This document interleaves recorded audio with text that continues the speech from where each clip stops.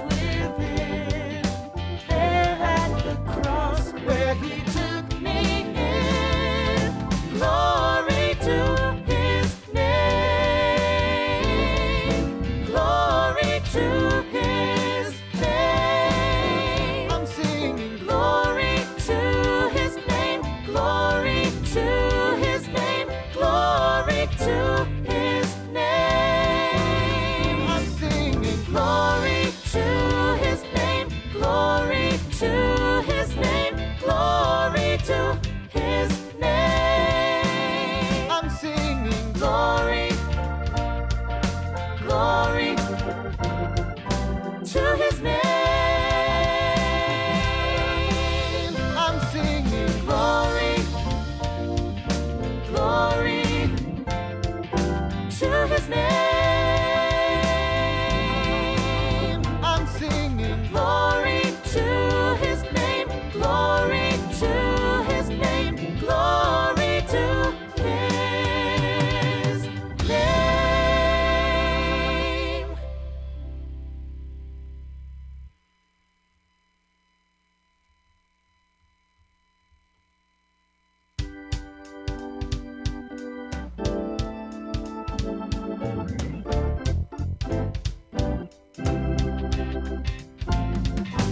Down at the cross where my Savior died, down where for cleansing from sin I cried. There to my heart was the blood applied. Glory to his name. Glory to his name. I am so wondrously saved from sin. Jesus so sweetly abides within. There at the cross where he took me in. Glory to his name. Glory to his name. I'm singing glory to his name. Glory to his name. Glory to his name. I'm singing glory to his name. Glory to his name. Glory to his name. I'm singing glory, glory to his name. I'm singing glory, glory to his name. I'm singing glory to his name. Glory to his name. Glory to his name.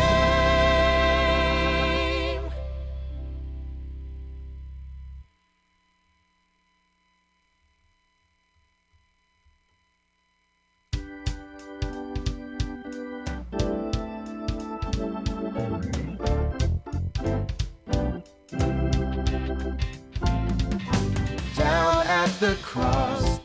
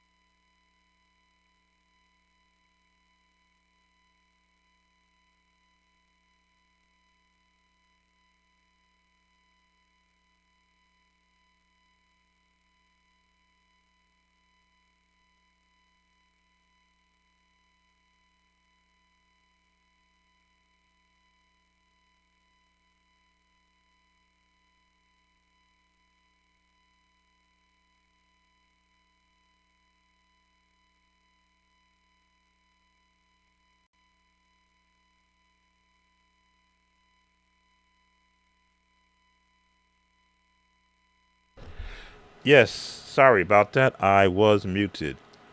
My goodness. Again, I got my iPad turned on so I could hear myself talk, and I turned it down because I heard the music in the background.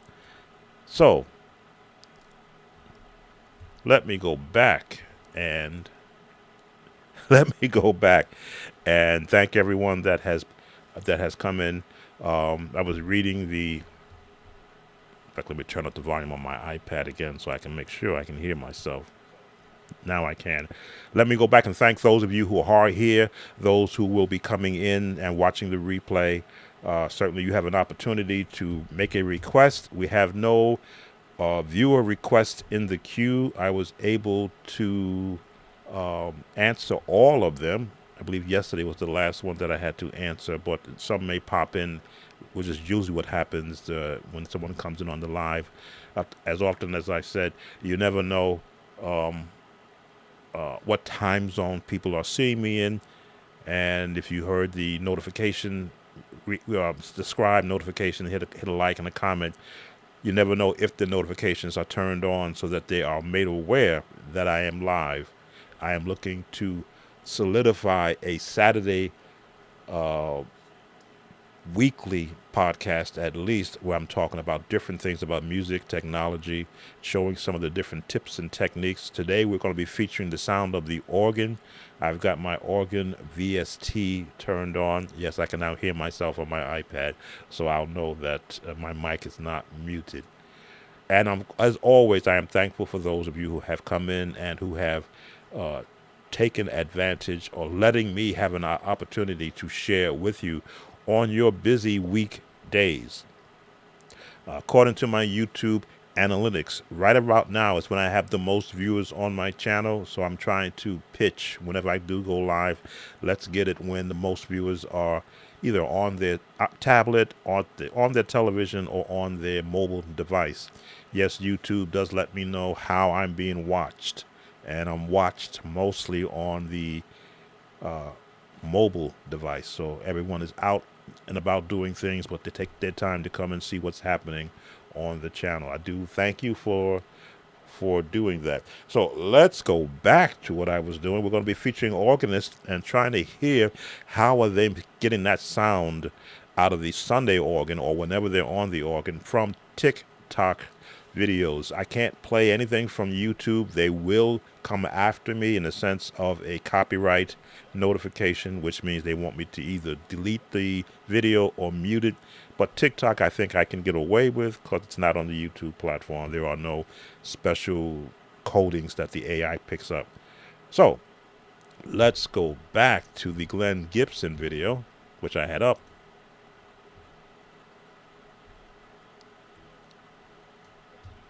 And let's see if we can do this with me since we have this break right here. You got me on that side. So let's listen first of all to what we're hearing. And I'll call him the great Glenn Gibson. He is we got quite a few here. What's going on here? All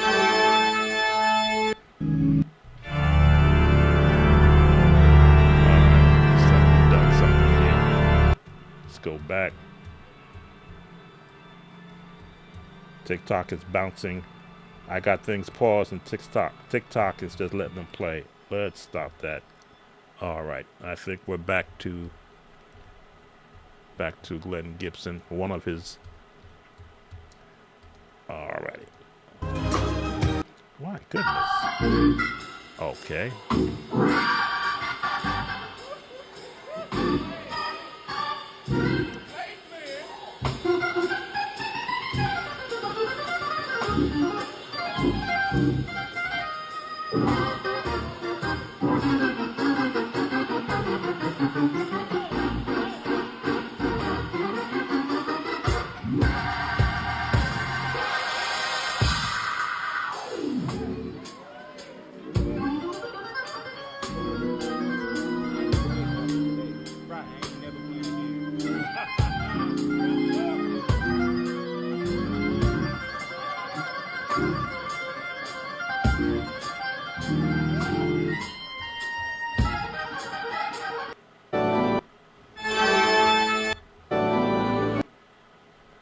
All right. Don't know why TikTok does this.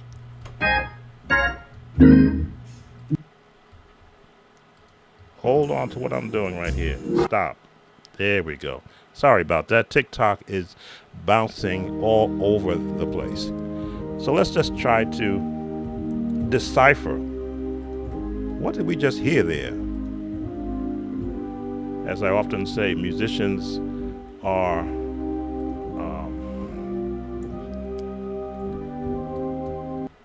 it's still not holding on me.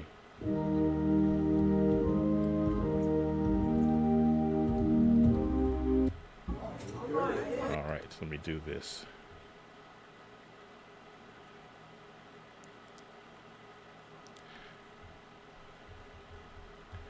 I'm not getting any love from TikTok on this stream. TikTok is just bouncing everything all over the place. Let me know it doesn't care about me. Let's pull up our organ page. There we go. And it looks like I moved the camera and I didn't put it back.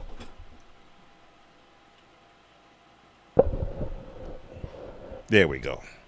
So, when you're looking to hear what another organist is doing, 100% of the time, unless you got a camera over them, they will never show you their hands, and that is just a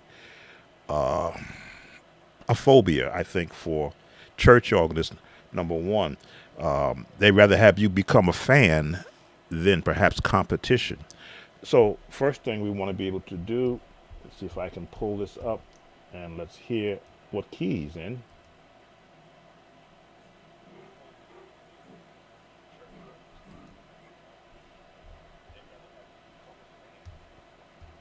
Let me try and remap my sound so I can get it here.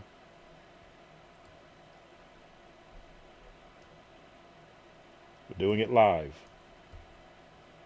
Let's resend the sound to here. Okay. Let's see if we can hear it now.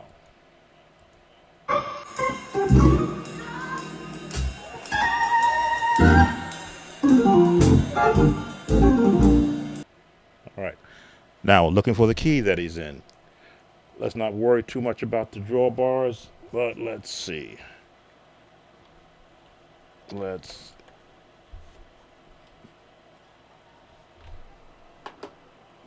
Sounds like he's in B flat. How would I know that? Because I'm an organist first before I'm actual pianist, so I can hear changes.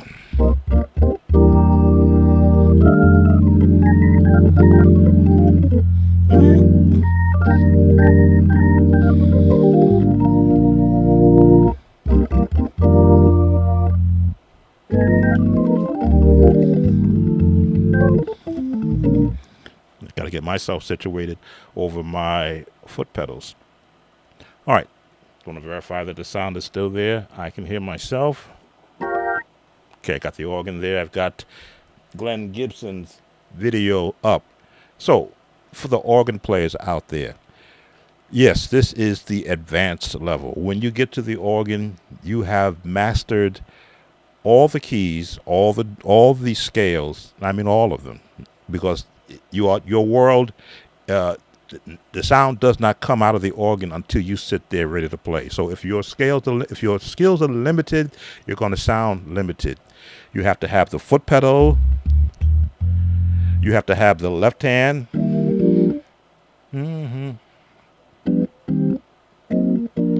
The right hand. And of course, the technique, which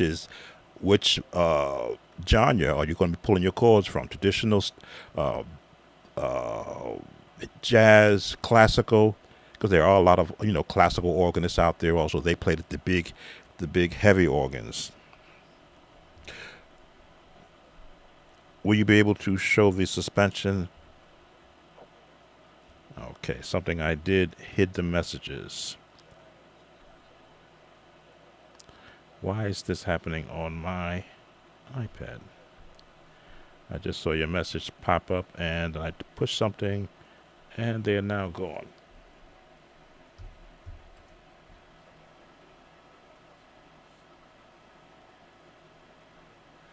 All right, suspension chords. That is a title, a term, one that someone has created to be able to give a label to what they're doing.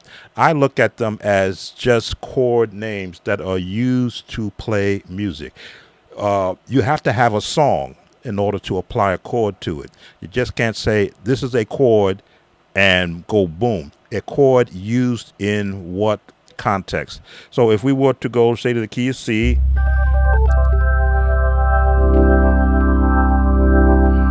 this could be a suspension chord because it's going to resolve.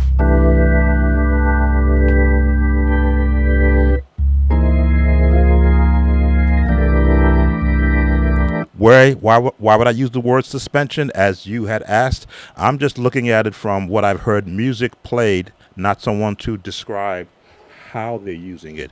These chords are suspended above what? C.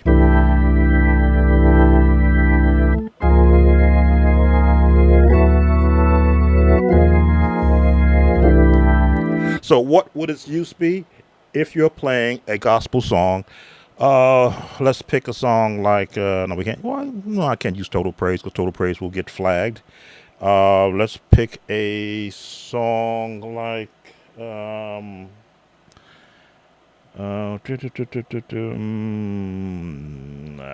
have to pull out a hymn. Blessed Assurance.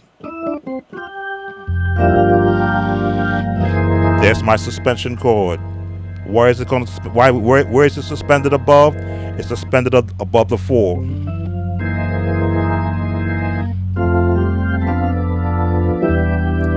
Suspension chord above the 2. Suspension chord above the 1. Now that may not be a good representation of it because you may have heard someone use that term, suspension. I never have. That's why when you said suspension, I'm like, okay, suspension. You mean something above? These are the chords that are of a jazz nature.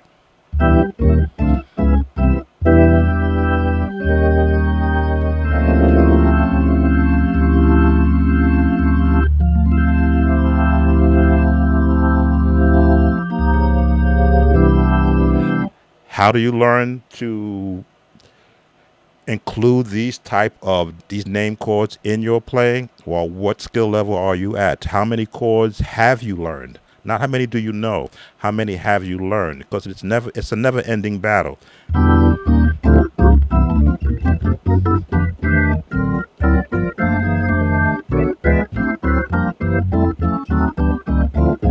How many chords did I just play there? I played every one that I know for that particular moment and that time. If I had to write them down, I couldn't because it's how I hear them. I hear this chord.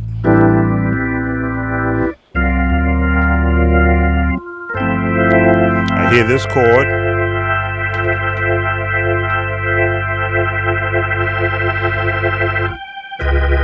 I hear this chord, which is another suspension chord because it is above where I'm going. Now, if you were to look at my hand, you have to ask yourself, do you have this reach to be able to fit all these chords in there?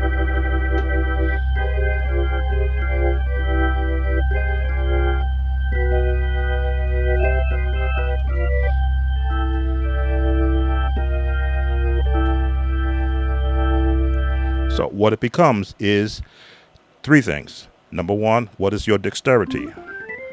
What is your ability to float over the notes on whatever instrument that you on, either piano, organ, or keyboard? How many chords, not just the 1, 2, 3, 4, 5, 6, 7, but the extensions of those chords, the different progressions, and what musically do you want to do with all this? It's like giving someone a palette of painter's tools and all the colors and say, now go paint. And they've never drawn anything. And by drawing is the melody, which is based on a scale.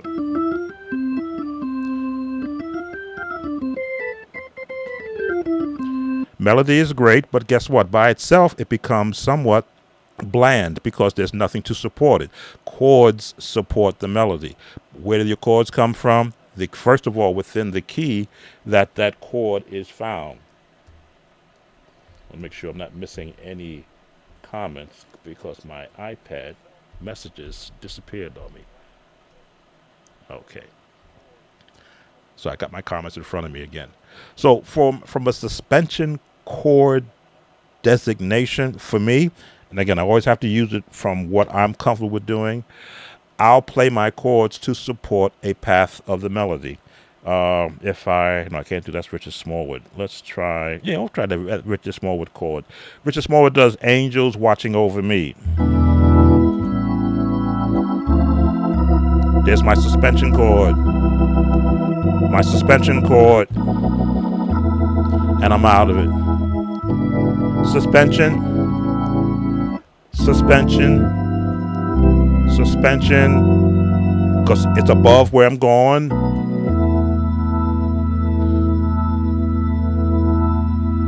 And fall into that minor. If I were using the song, let's get it more of a gospel tension. Where would I be? If it had not been for the Lord on my side, where would I be? Adding suspension chords to that is easy because it's jazz. Suspension. Suspension. Suspension chord. Passing tone.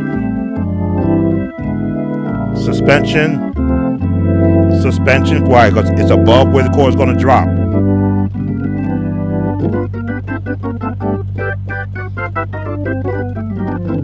None of those were suspension. Why? Because they are progressions.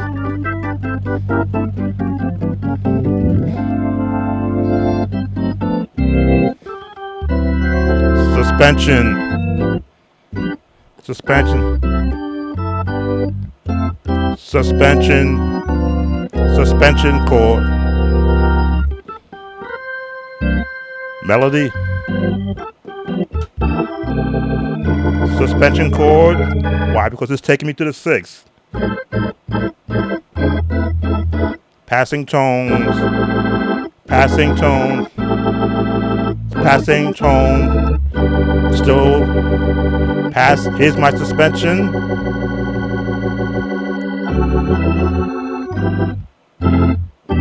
Suspension. Suspension. Suspension. Of course, it's going to lead me to back to the one. So from a nomenclature standpoint, which means designating a chord based upon a word, like I said, I may be given the wrong interpretation, but I would have to see and hear an example of it, and then someone who is learned educate me. So I've never used the word suspension when I play chords. I say, where's the melody? What's the path of the melody? And what chord or what progressions do I want to use to get me from one part of the song to the next? If you've noticed in all of my videos, melody leads, chords follow. Very rarely do you hear me do chords and then throw the melody in. Now, some people do that. They'll throw this in.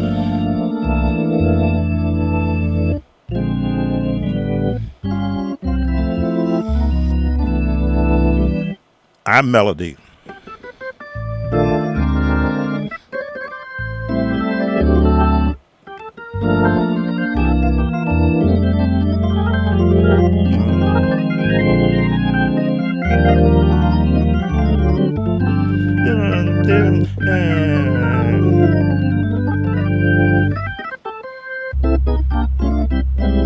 And then the melody, or rather the chords, will follow. As to which one of those are suspension to what I just did, outside of the example that I interpreted from your question, those would be the chords that get me from point A to point D back to point A music-wise. All right.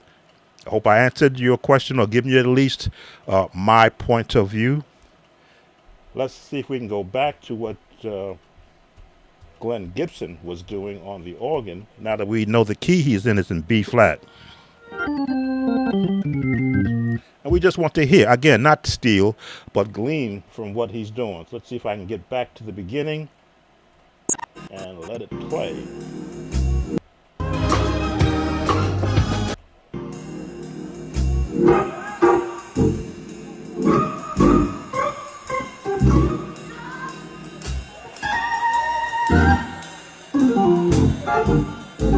I'm trying to determine what song he's playing. All right. I got the song. With my hands lifted up.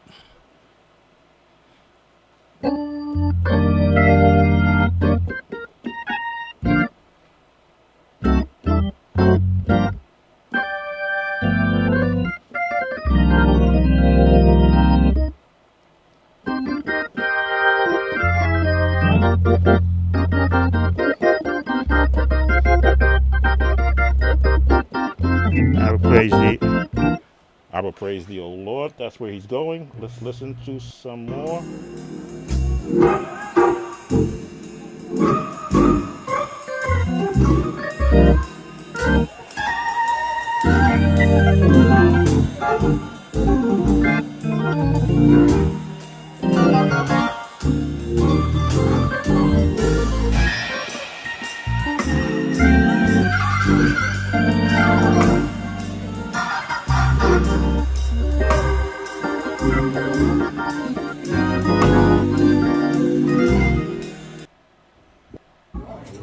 Can't get TikTok to pay attention to what I'm trying to do here. Come on, TikTok. All right. Had to go out of it. So, had to determine where is he going musically with his song. Then, of course, he's throwing a lot of jazz in it.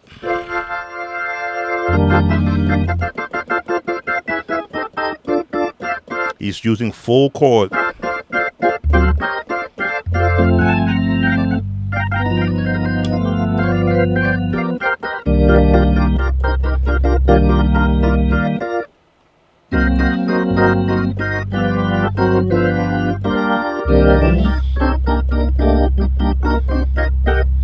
And this requires your left hand to be just as versatile as your right hand, which means working.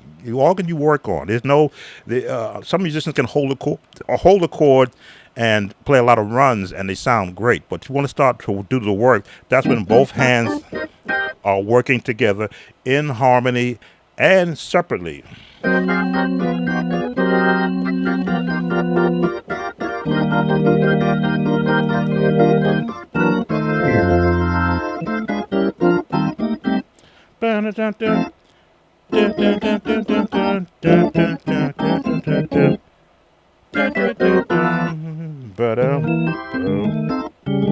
Gotta hear both sides of your brain almost. Let's see if we can get some more chords from Glenn Gibson.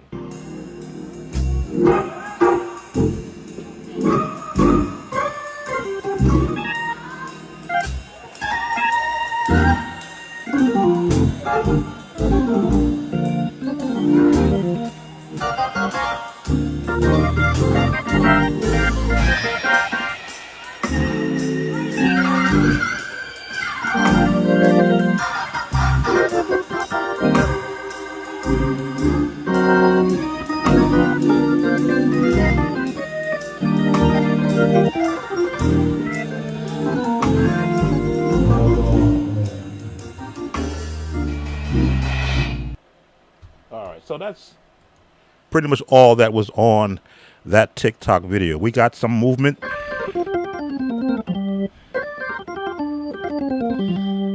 Yeah, okay, the B flat.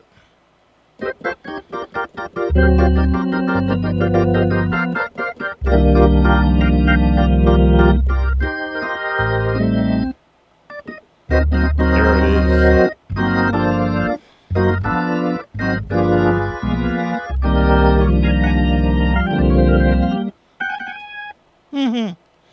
See?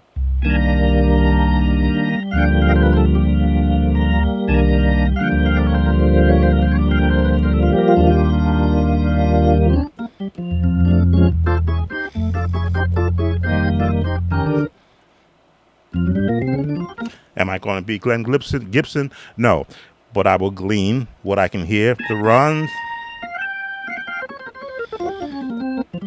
Again, I'm not a runster on an organ or the piano. I just do scales as an exercise in discipline. And then I listen to how other people, listen to other musicians, how they're able to maneuver and to manipulate the notes. And I pick up what I can. Who has joined us? Oh, welcome, Elizabeth. Can you post a tutorial of the Victory Dance by J.J. Harrison? I'll take a look at it. I'm not familiar with that one. Let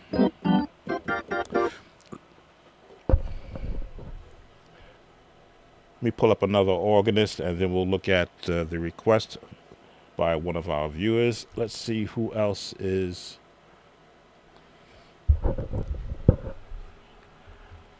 on there. Let's, as they say,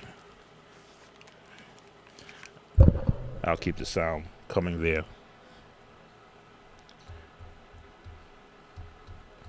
And let's see who else we can pull up. I have two screens I'm looking at. I wonder why my head is turned this way. Let's see.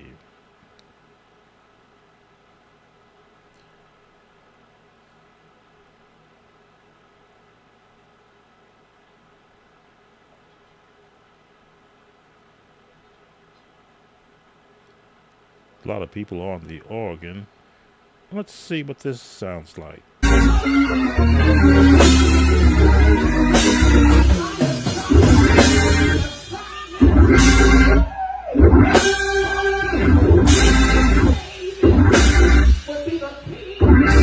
Preacher chord.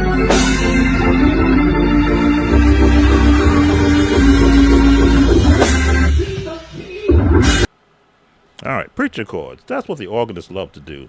I think more than playing music, they love to do preacher chords. So what key? E flat? Nope. A flat. G. Preacher chords. Key of G. Let's see. Let's go back. And again, preacher chords. That's like a signature for a lot of musicians. Their preacher chord approach is something that they hold dear to heart. You generally will not see them showing their chords. They will muddy them with a lot of other chords so that you don't hear the actual context of how they put it together. But I have excellent ears. I'll go back a little bit.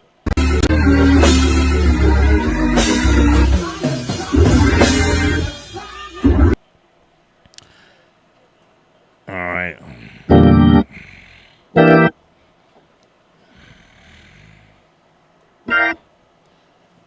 What did he do? Because he went outside. Oh, come on. Can your pastor post? Hate when this does this. Now I gotta try and find it again.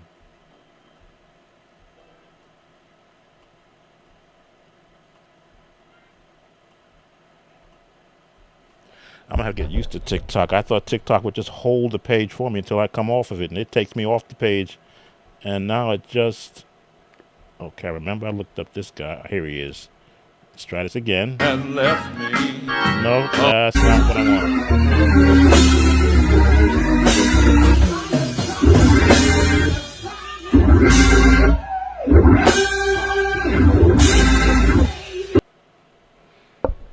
So, he went into space.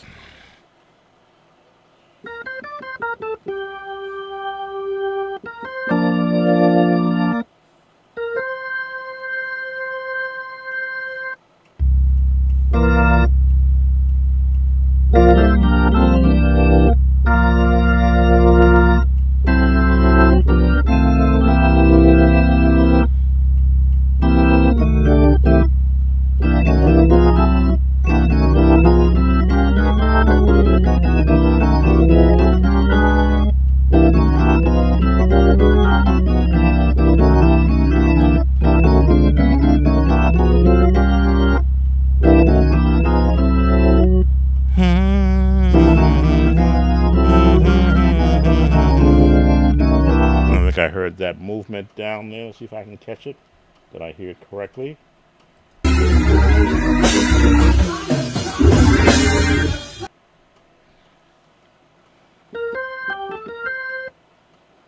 The different run. But he went differently in a different key. Basically went up to a different key. Let's see if I can pull that in.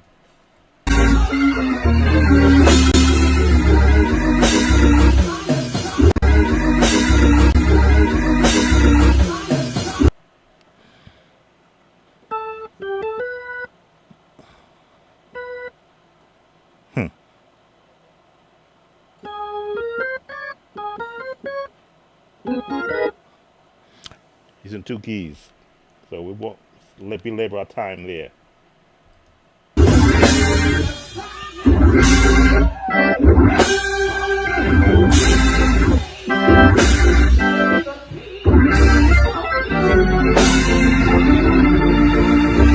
And left. All right, so he went to two keys.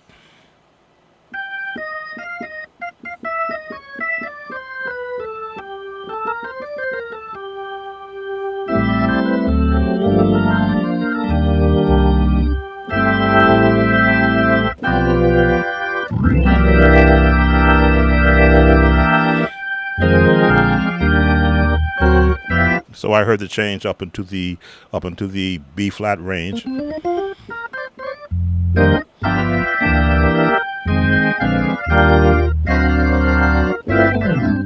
of course the slide, which is the commonplace for a lot of church musicians. Let's look at the song for Victory Dance by J.J. Harrison.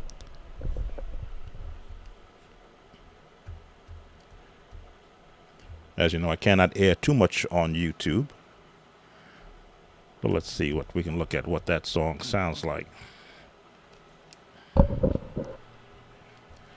Let me remap. Well, I'll let you hear some of it. Away with that TikTok. Goodness, I thought that would be a more favorable way to air some of that music. And it's not. Victory Dance.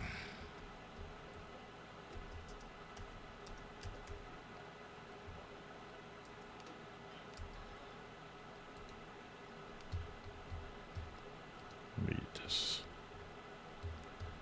do this. And why can't I do that? Okay.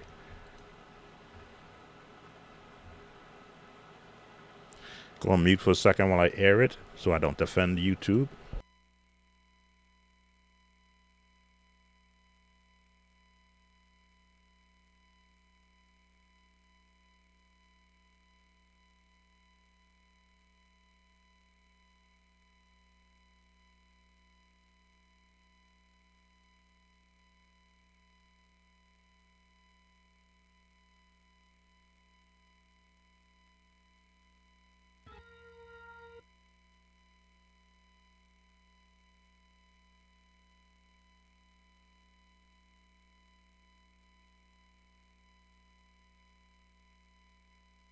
All right, so I thought it was a song. It is a victory dance. All right, and for the organ too.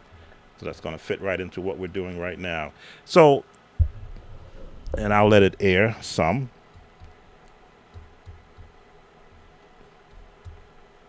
Let me just remap my sound.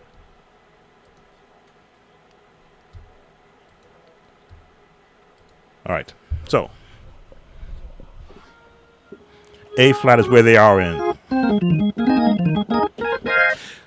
Organ is the lead instrument when it comes to the praise dance. Yes, I know we lean now more towards the drummer and the click track and the bass player, but in my day it was the organist that led the praise.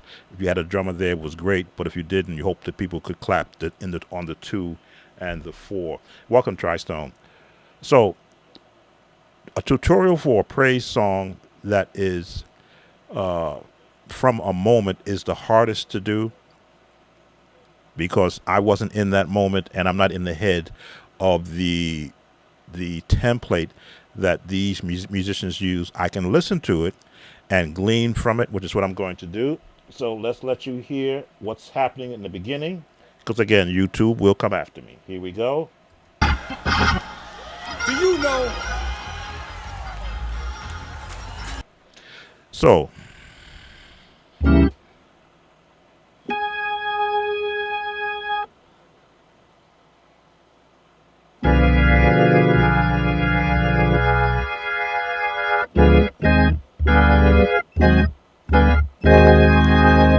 this would be considered a suspension chord,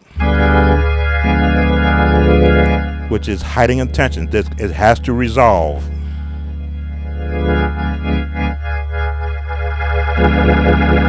So this would be your first, I guess, tutorial chords, and resolve it.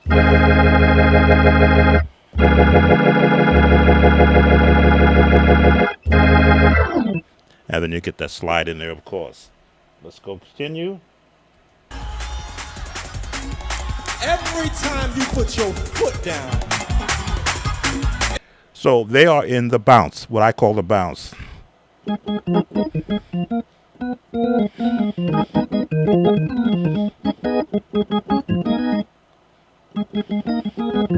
And this is like at 160 beats per minute, which is a lot faster than I ever went, because I had older people back in my day. Again, your hands have to work together.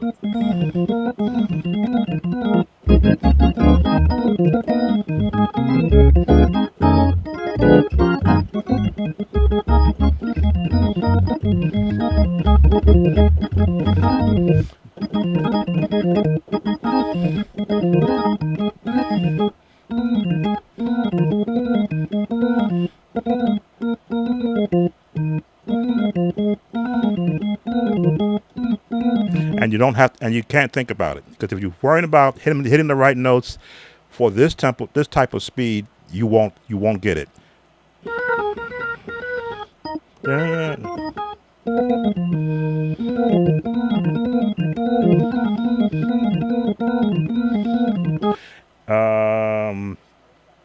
And I don't have nothing on my keyboard that goes at that speed.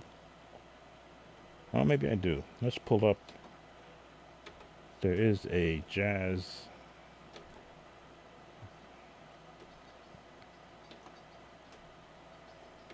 There is a jazz.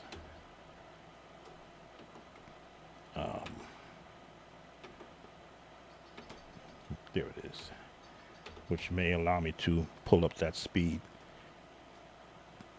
or somewhat close to that speed. See, piano's got to be turned off. And let's take the tempo up to 300.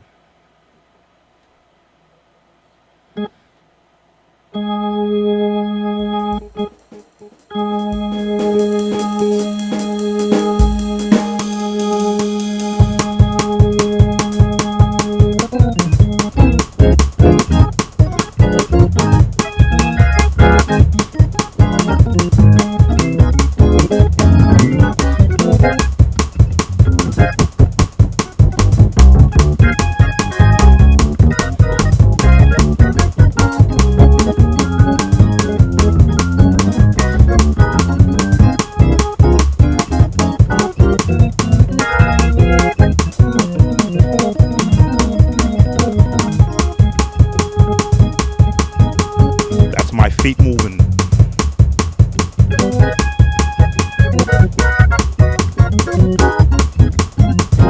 All right, so that's the tempo that you're sort of talking about. Let's see where they are. It's not just going on the ground, but it's going on the head of the enemy that tried to take you out.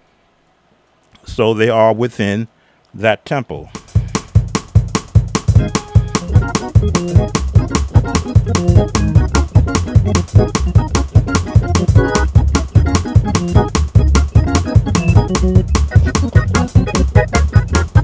Now, as you can see, it's chords that you are bouncing on.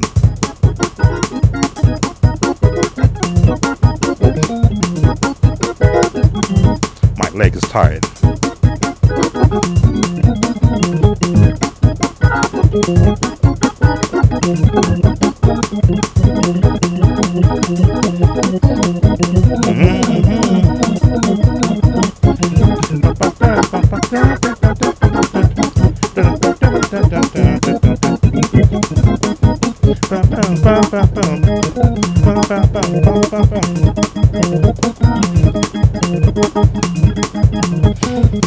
So that's kind of the area in which they are working in at that part of the song. Welcome.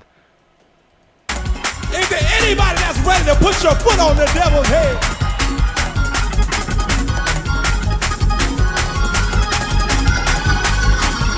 So now we get what only an organist can do.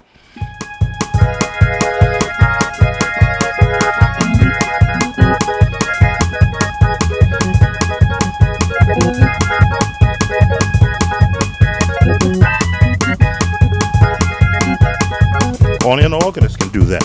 Hold one note and play several chords in support of it. Just adjusting my foot pedal volume.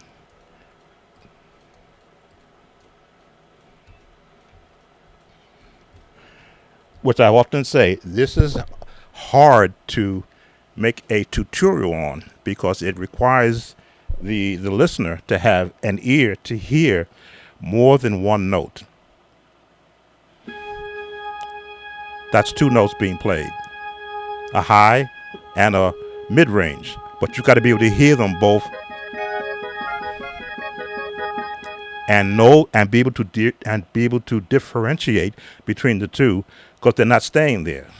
And then when the Leslie kicks on, it's really multiple notes. It's just being swirled around.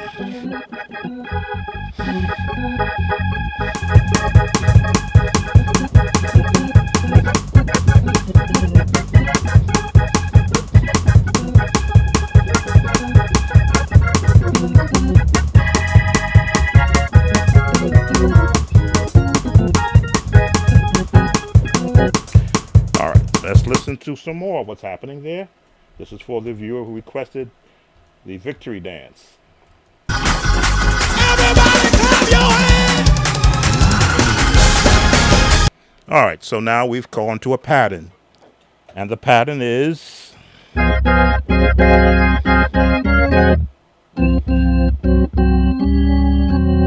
the C or the 3, 4, 5 for the number counters. And on the right hand, you have this chord at this tempo.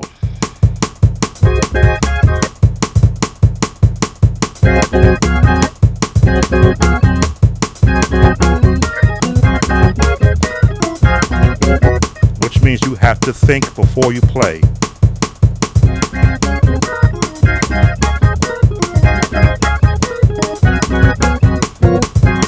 All right, let's hear where else they're going with the victory dance.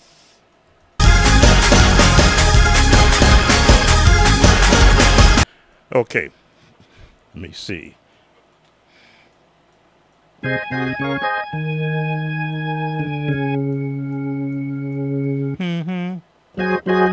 There it is. Again, I had to hear the note in my head. So your chords in the right hand stay the same, but your lowest note, which is the bass note, changes. So 3, 4, 5, flat 7, 6, 5.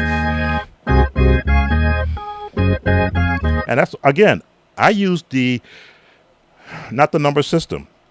I use note names, chord names, where they're getting their notes from. They're in the 1.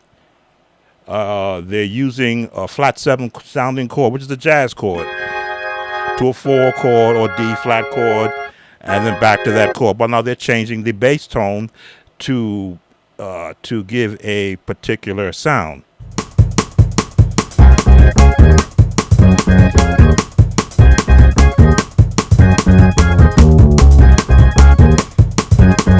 That's all they're doing.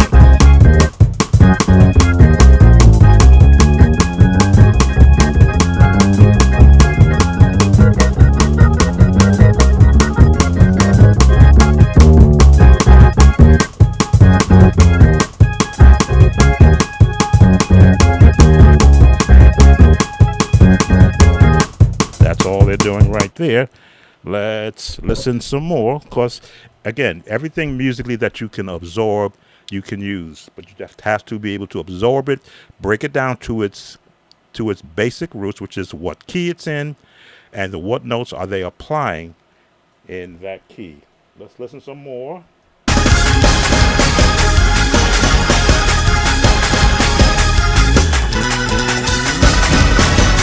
All right, we just changed key.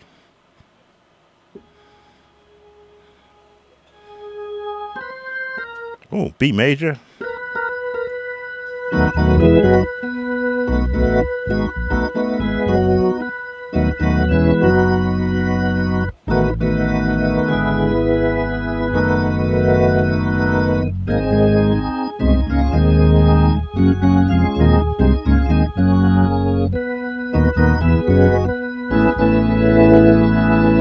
Changing the chord up.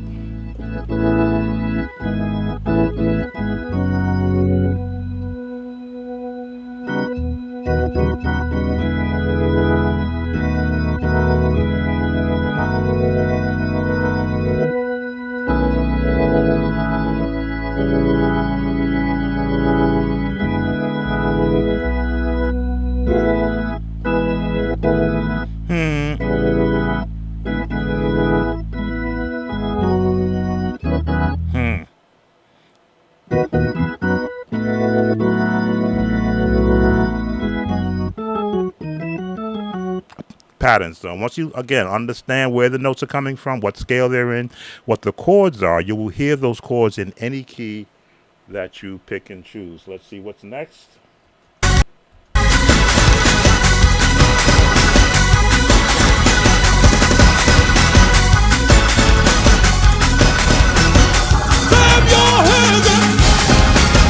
Okay, we're going back.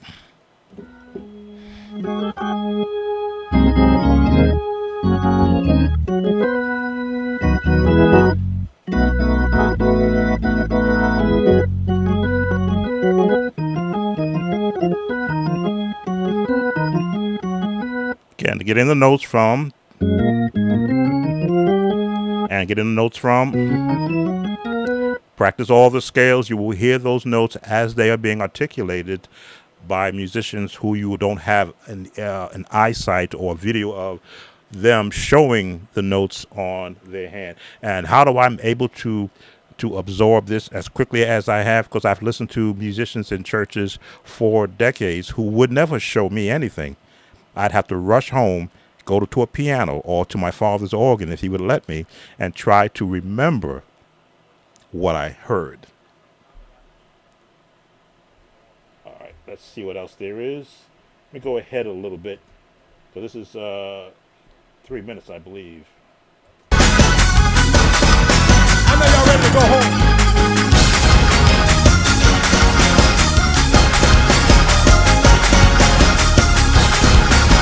All right, so they're pretty much repeating it.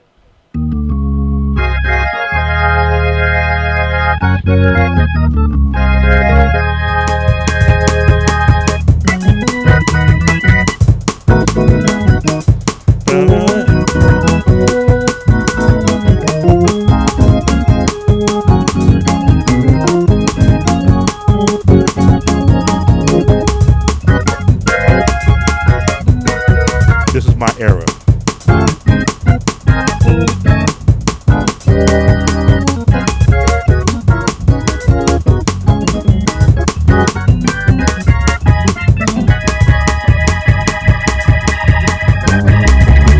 My era.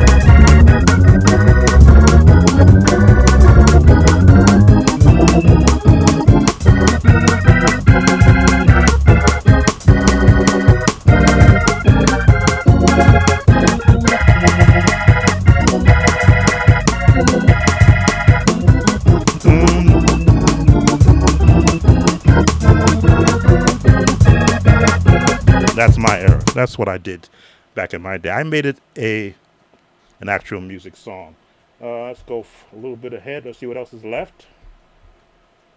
You thought he was gonna have my family, but here's my dance event. All right, so again, the same chords, but they are stretching it out.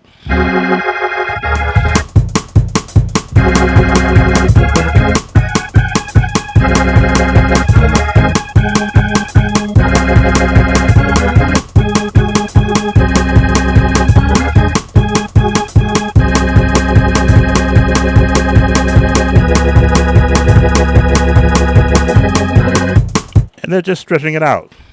I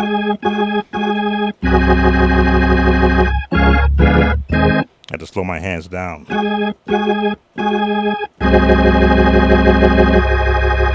Which is the preacher chords.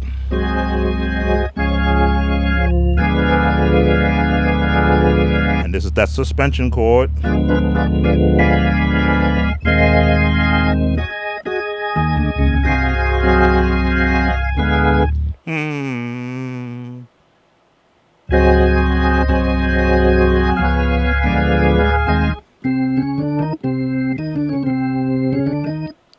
I believe that's all that's there.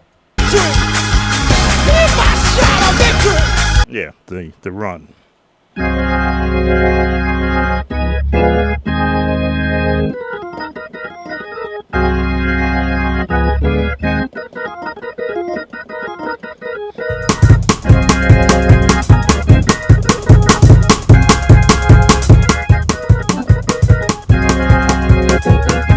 Left hand has got to be there.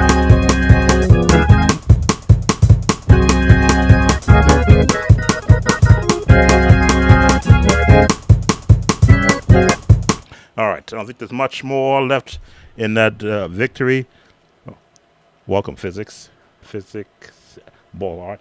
So, and again, this moment, even though they're able to capture it for an actual recording, they change each time that you are involved in a praise moment, because you're gauging what your audience is doing. Now, I realize in this day and age, musicians practice with one another. Back in my day, it was just me.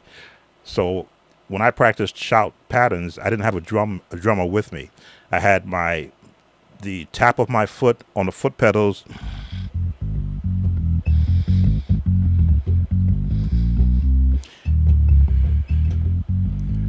and I would make my own patterns. And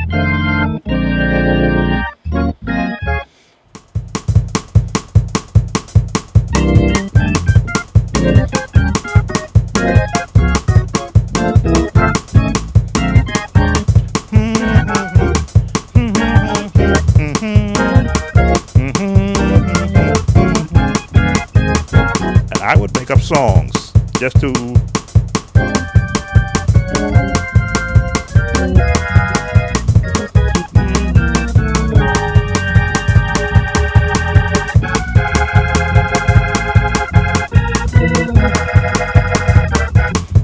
with my foot.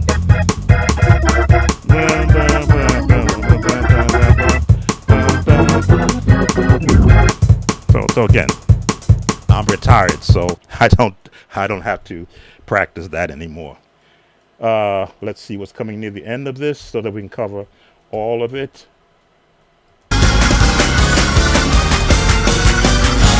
All right, so the climb. Two. I'm sorry. The 5? No. The 3.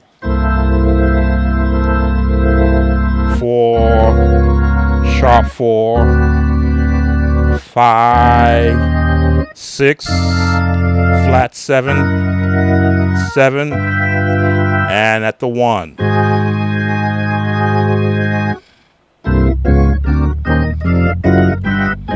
Now, if you don't have this reach, shorten it and make up for it right here.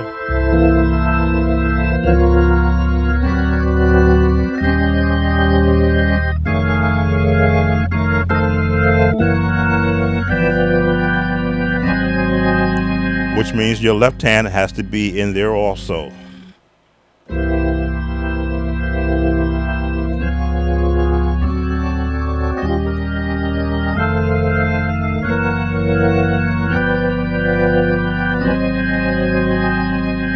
Series of tritones. Let me see.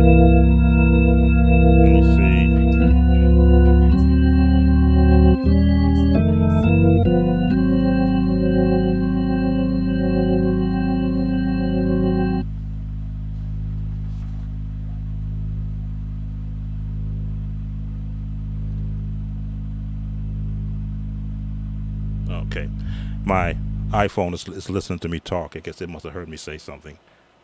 Can you do a slow walk of those chords you played in your era? They sound great. Hey, Rachel, how you doing? Those chords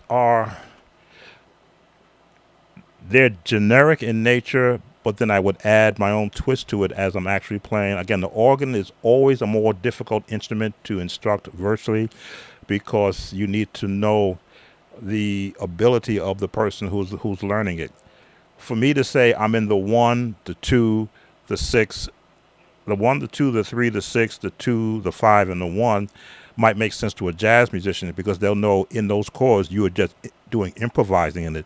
But for me, I will say that I am walking a pattern of scales just to get me to one point. I'm in the 1, take me to the 2, to the 5, to the 3, to the 6, to the 2, to the 5, to the 1. But without you seeing the chords I'm doing, well, you can see the chords right now. But I see the chords and hear them in my head before I get there because I may want to change up and go do a 5 major. Then do a passing tone to get to the 2.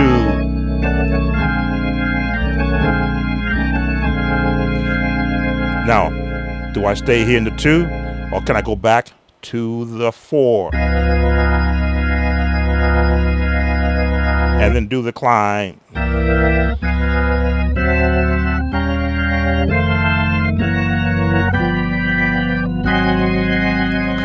But all that happens in real time in my head before I play it because I may want to decide to change and go.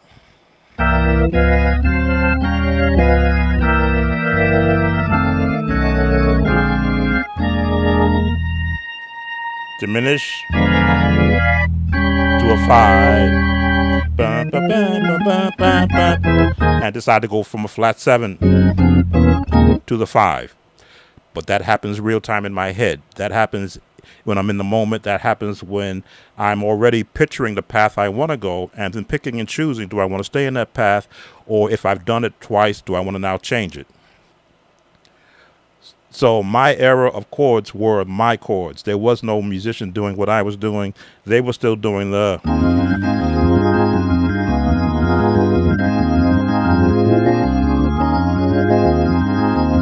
That's what my era of musicians was doing, where I would look at that and go, bum, bum, bum, bum, bum, bum, bum, bum, bum. And they would not be able to comprehend that because no one thinks as fast as I think, because I'm already thinking chords before I even play them. If I want to go down to the 3 and go a minor walk.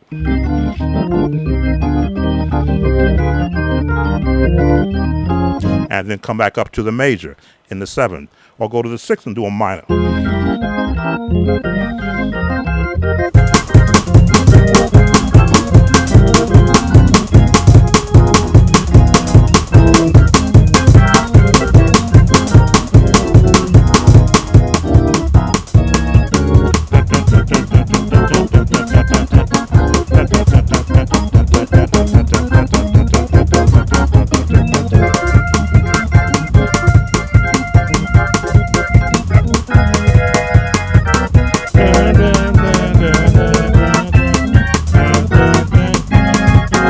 So that's how, when you've absorbed a lot of chords, you have a palette in front of you.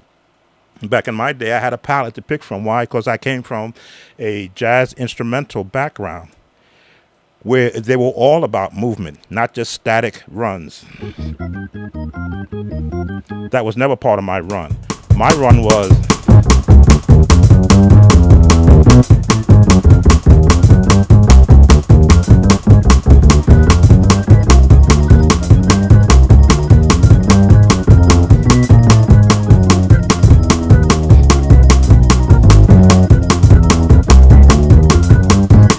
That was my palette.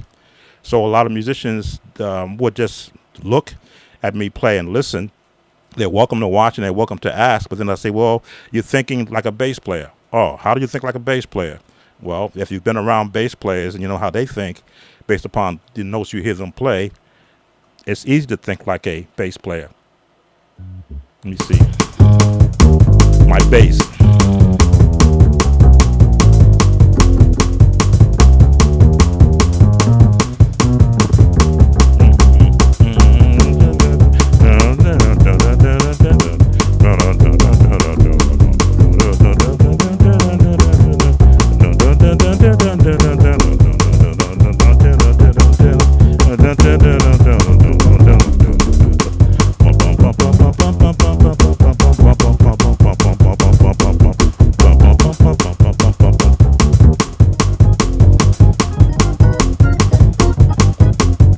like a bass player.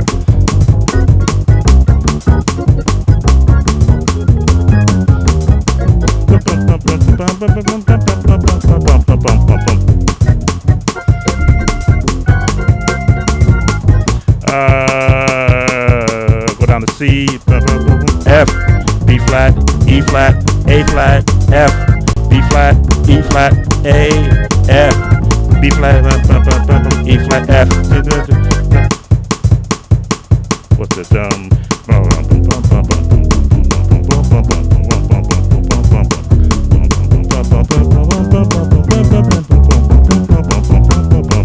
So to be able to put that into a learning context, you have to have the mindset of a bass player and a left hand that will play the notes you direct it to play. And that only comes from practicing scales in every key, because as you can see, I'm bouncing around different notes. Let me see what this call is. 1 second, please. Excuse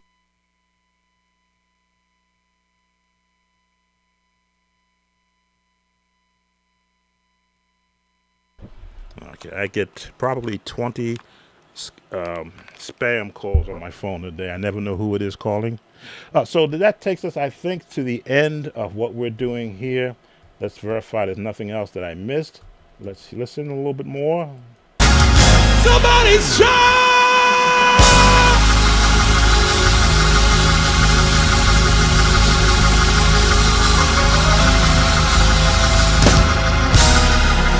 All right, so in the preacher chords.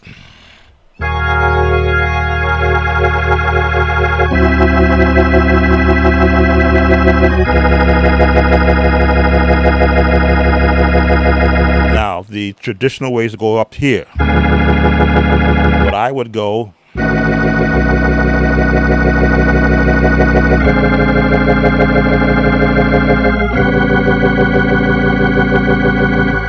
turn up my Leslie.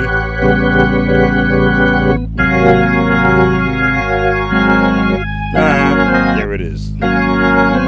Or 5, 1, 4, 6, 2, sharp 1, which is the A, sharp 1, 1, sharp 1, and 5, 1. But as you can see, to get that sound, you have to have both hands working with the foot pedal.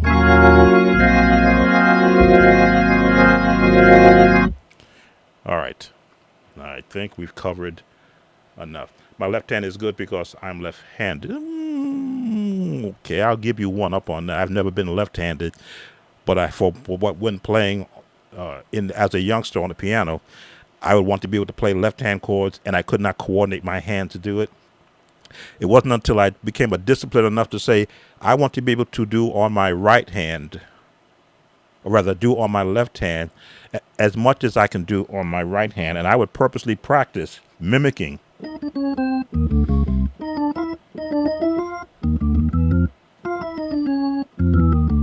Like the game Simon.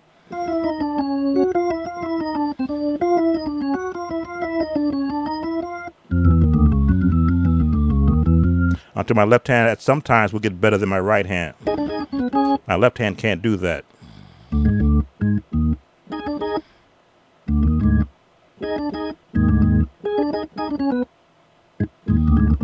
So I would never give my left hand that to do because it's severely disadvantaged. But I could do so if I wanted to do a run with my left hand,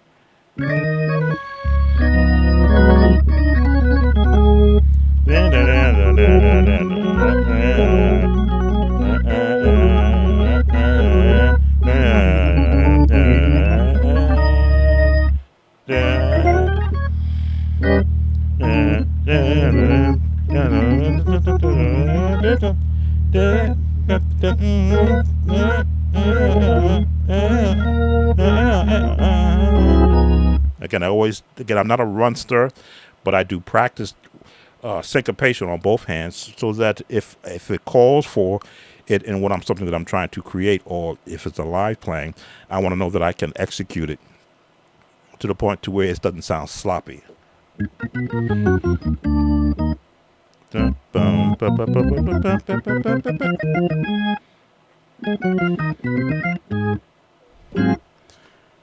So we've covered the Victory Dance by J.J. Hairston. Hopefully YouTube doesn't come after me, but if they do, as I say, I've learned how to answer their concerns. TikTok has been an issue trying to pull up some of these organists playing, because again, we do want to we're spotlighting the organ sound on today's stream. So let's see if I can go back to TikTok and they And left me alone. And left me alone. that's where we left off.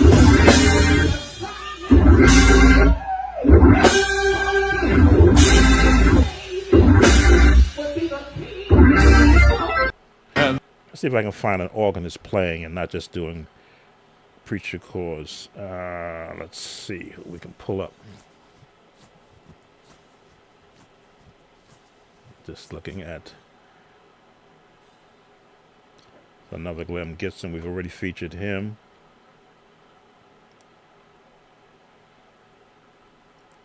Trying to find someone.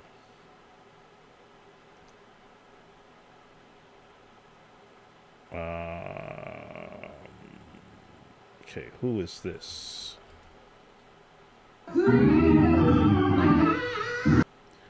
That's not what I wanted. Oh God, yes, oh God, yes, oh God, yes, oh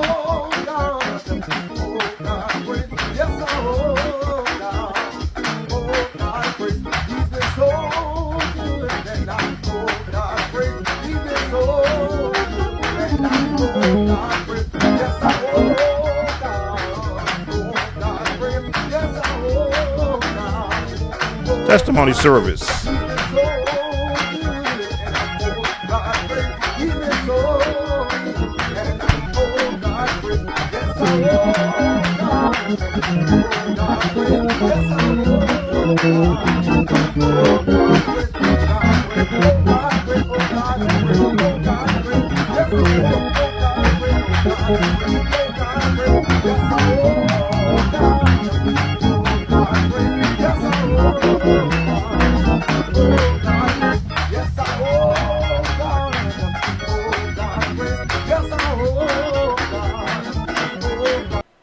All right, we'll pause that there.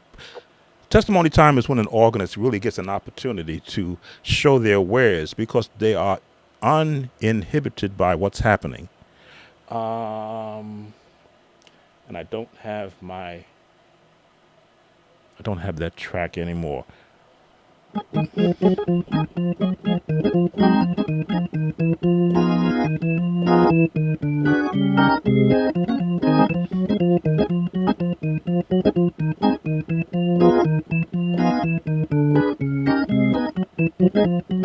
See, the left hand is giving you that alternative rhythmic. That is a bounce. Now the bounce I use is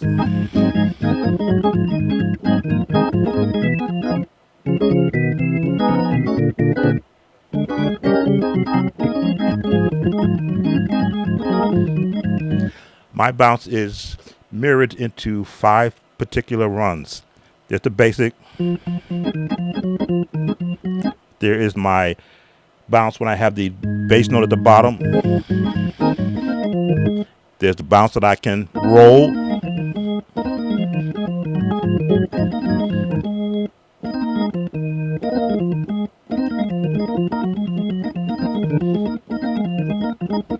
And it's all rhythmic. That's too fast to do a bounce. Let's slow it down. Still too fast.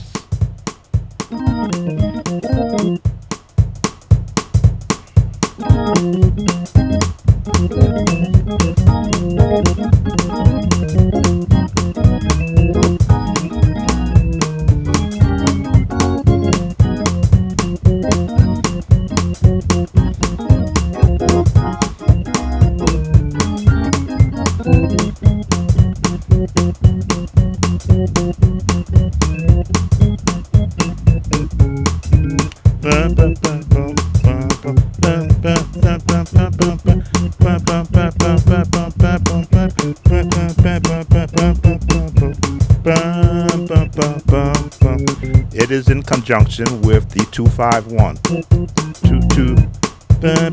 251. In the 1 to 4, 251. So when you hear those terminologies of, oh, this we're in the 251, it is just a path to get from one part of the song to the next.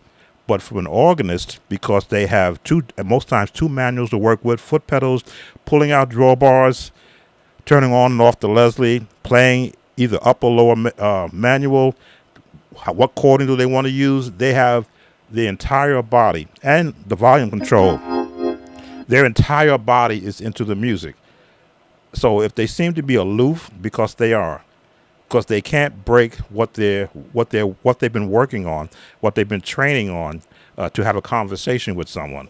It's like if you want to annoy an organist, mess with him while he's locked into a service. You get that real funny looking stare, like, what are you doing? And leave me alone for this moment. Because when you got your chords locked in,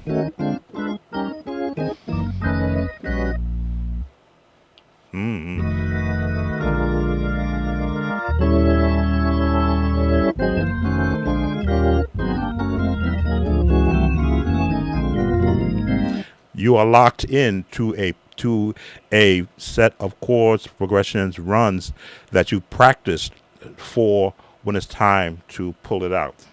So this one it's a video of a guy playing behind somebody singing a testimony song, and it's just the congregational organ player that is not worrying about, is he locking in the chords to a particular intro of a song. They're just playing. It's like a jazz player being free to just play notes. Let's listen some more. Quite a bit here.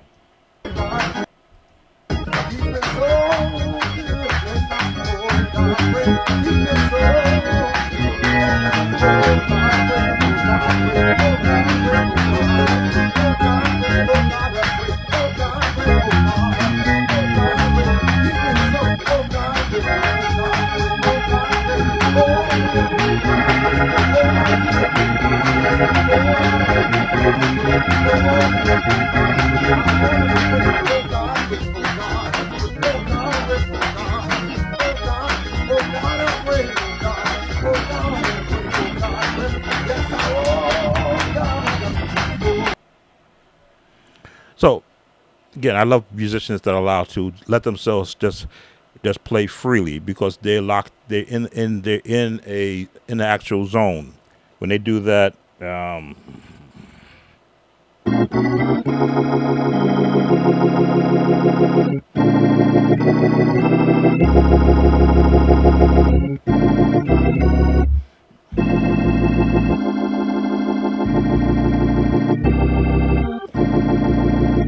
there it is.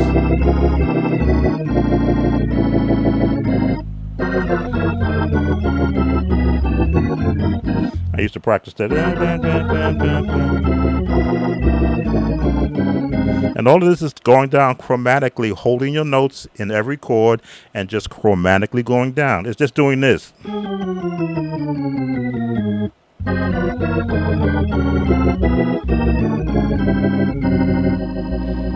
It's just where your landing is going to be. Let you see the video that I'm looking at.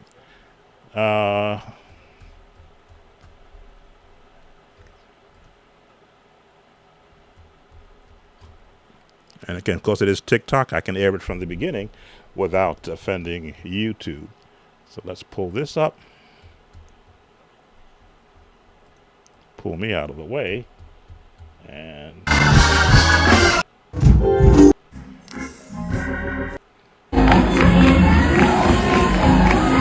of course, TikTok acts up as soon as I go to it. Here we go. Come on, TikTok.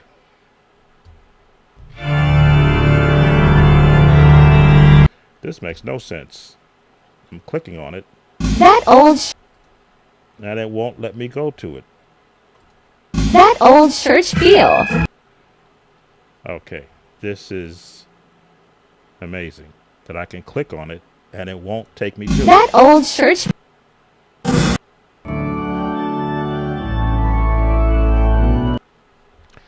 I'm sorry for what is happening right now. Let's see if I can pull it up. That old church. All right, so where are all these coming up at? That they won't let me come up on this one. Let's go to the one before. Won't let me go there. Let me go here. All right. I was going to say let me reset the page, but I may lose everything. That old church. All right, so I'm sorry that we're having all this issue here. Trying something new on the channel to support the organ players as well as those that are learning the piano, and using TikTok as my avenue to be able to demonstrate, to show and to teach some of these chords, and it's just doing what it want to do. Let me see if I try it like this. Nope, that's not doing it. Let's try it like this. That's not doing it. Let's try it like this. That old. Okay, apparently this is not going to work out. Let me just remap the sound so you don't be hearing me trying this thing. If I pull it in, I'll let you hear it. That old church feel.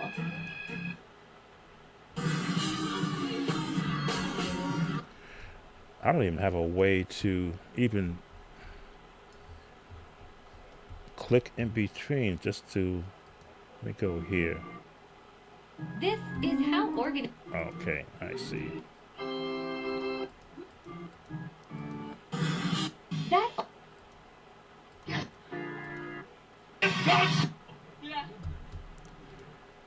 Want to be able to scan them, and it's not even letting me do that correctly. Okay, let's go here. Let's go there, and let's go. Ah, here it is. Got it. Got it.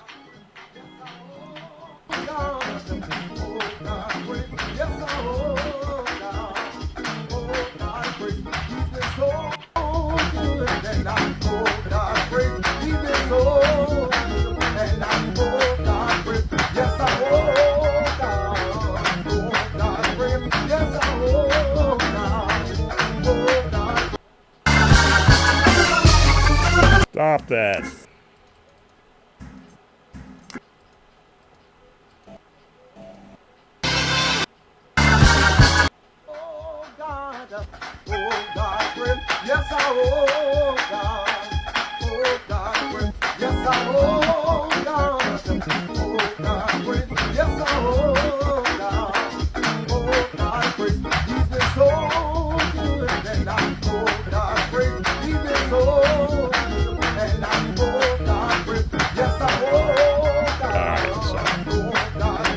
Let's come out of this.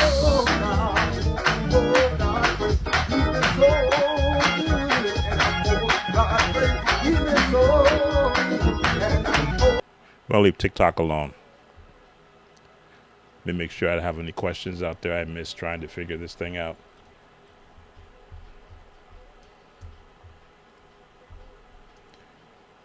I've been practicing I Don't Know About Tomorrow, good old hymn.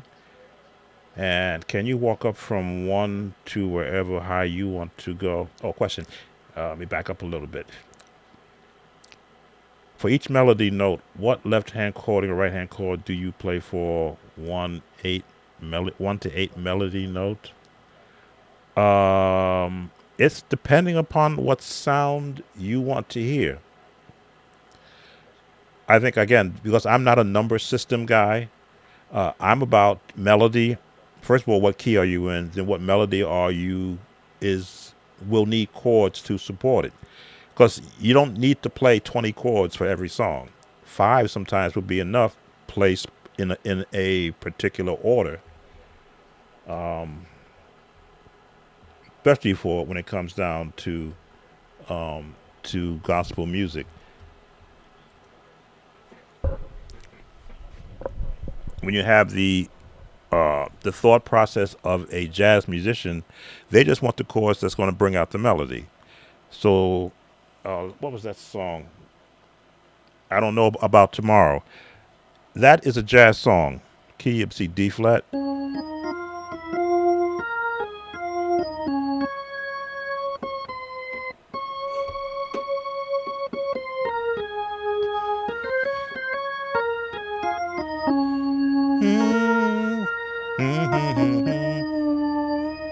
Sorry, my controller's too close to my pitch bend.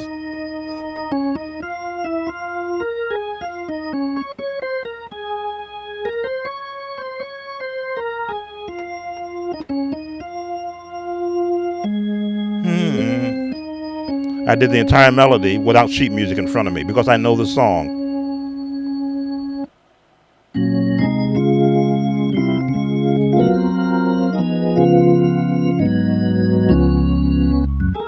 C, the 4. Now I can throw this in there, diminished chord.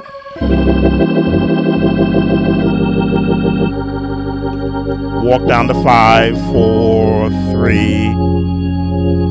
Now I know it's going to do a 2, 5, 1 to get me to the F. 2, 5. Same chord. Now we're going to turn on the 3 to the 6. Now I'm into 2, but not a 2 minor, a 2 major with a 7th.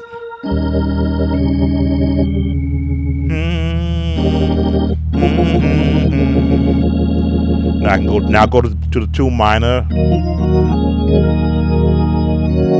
a flat 7, a flat 6. Yeah, flat 7 to take me to my 5. Again, I'm trying to talk to the number system because I don't normally think about it. I think about the melody and the associated chords I can put with it.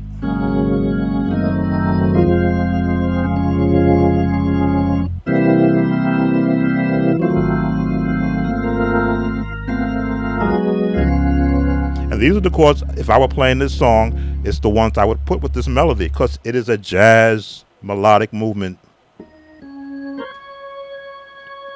Contemporary. There's my tritone. But I got to resolve it. Those are the passing tones because I know where it's going. We'll go straight. 4,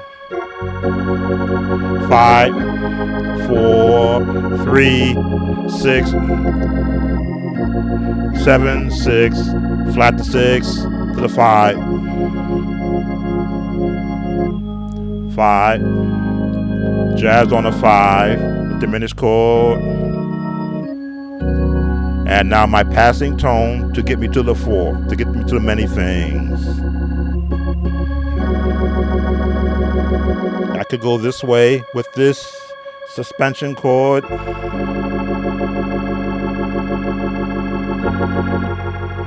Many things. Tomorrow.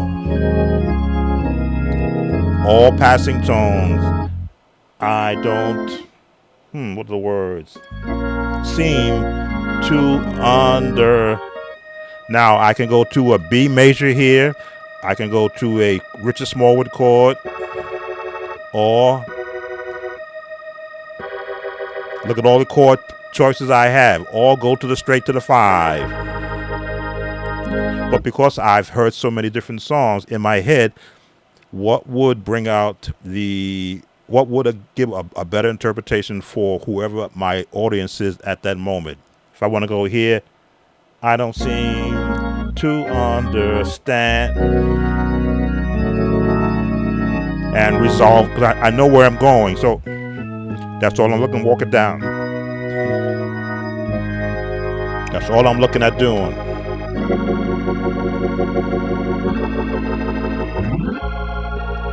Don't know who holds to B flat on the melody. So now I can turn. There it is.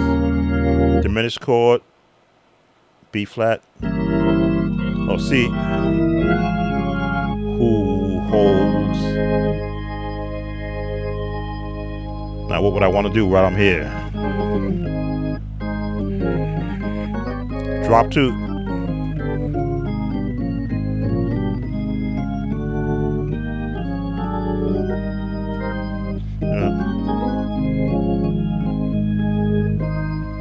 My straight with a 7th, flat 7, and this chord is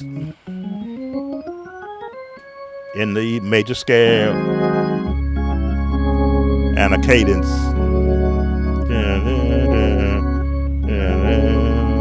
There it is. Even when I play it wrong, based upon what I'm hearing in my head, I know when I'm actually playing it wrong.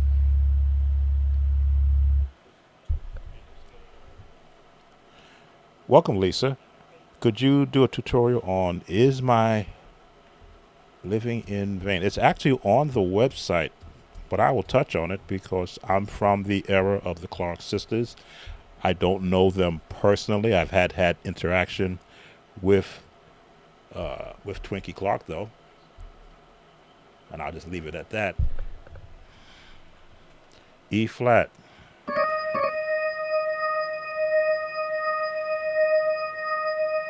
A flat. Pull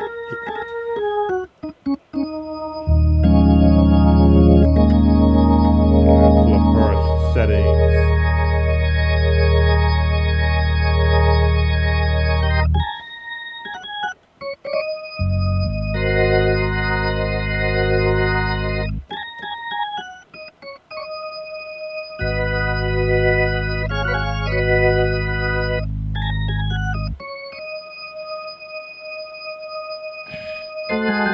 No.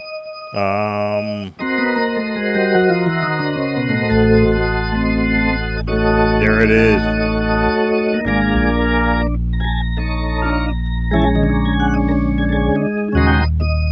Twinkie loves to play with these jazz settings. I'll write that. And for the Clark sister sound is jazz and I want to say spirituals, but it's really not spirituals.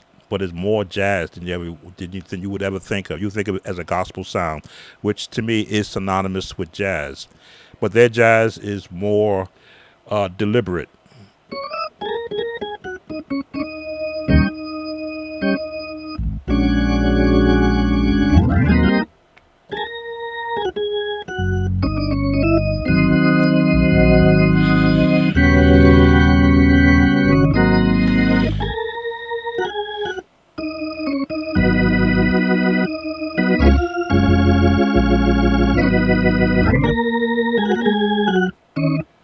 This chord is escaping me. There it is. And play this along.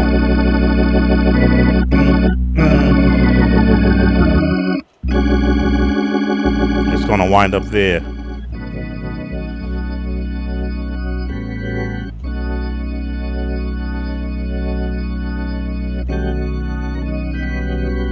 Why that last chord bothering me?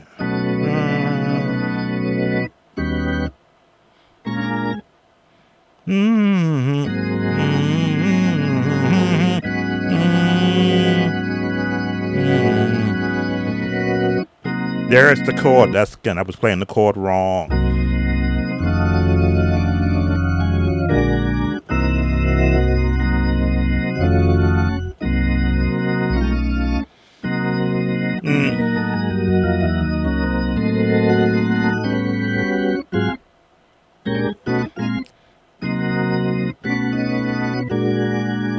haven't played this song since I did the video.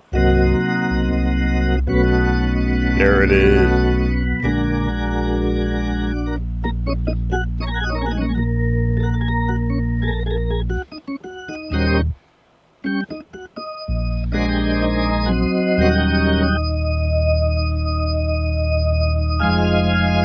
It's not on.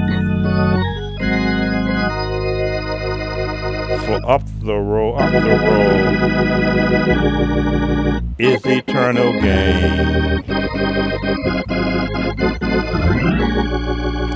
Those are your chords. As you can see, they are built on E flat minor scale, but in a jazz sort of frame.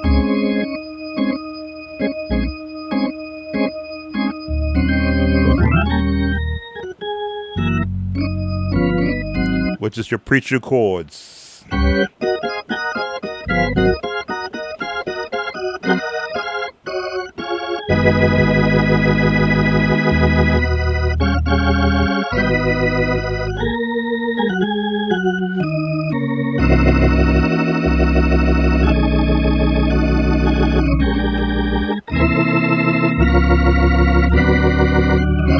There's your climb.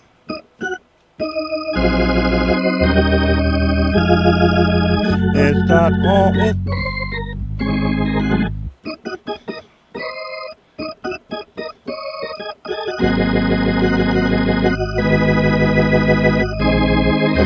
If you think preacher chords, you got Here's My Living in Vain, because the same chords you play for preacher chords. That's why I said, some music you have to understand is written by musicians. Some are written by composers, some are written by musicians. How do you tell the difference?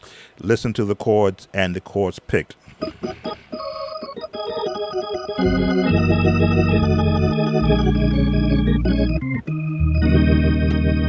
Versus Thomas Whitfield, who has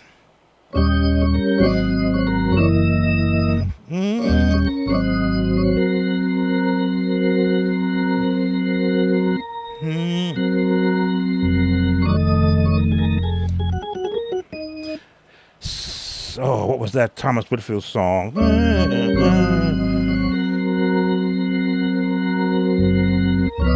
There it is.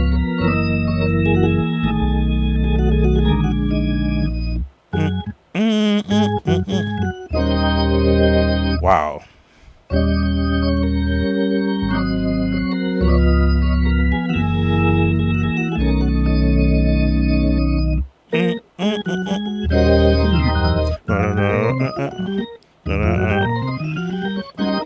I should pull that that Thomas Whitfield song, because you kind of question where people getting their chords from. What was that Thomas Whitfield song called? Saved, I believe. Thomas Whitfield. Just want you to hear the chords and tell me, do these chords sound familiar?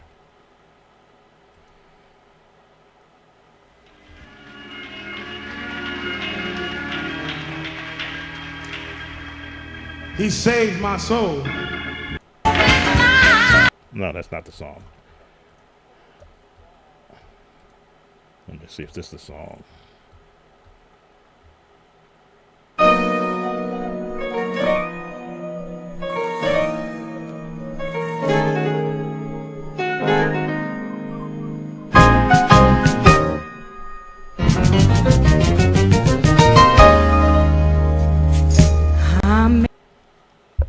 So,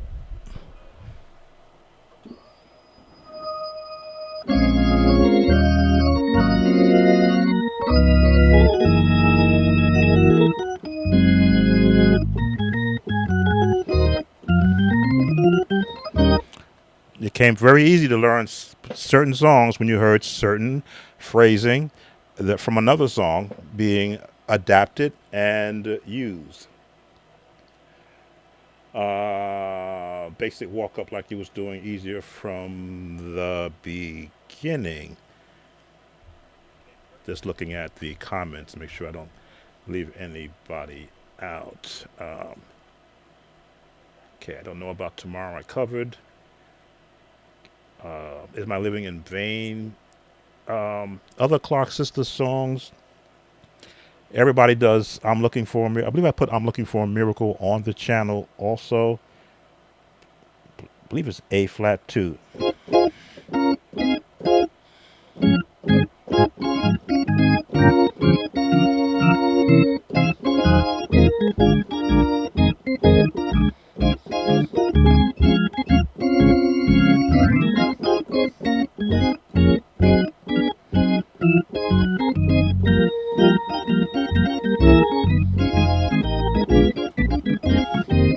Again, it's when a musician writes a song, you will hear common tones in it.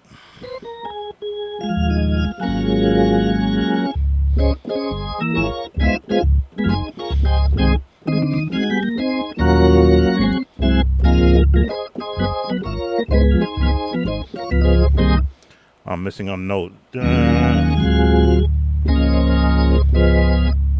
There it is.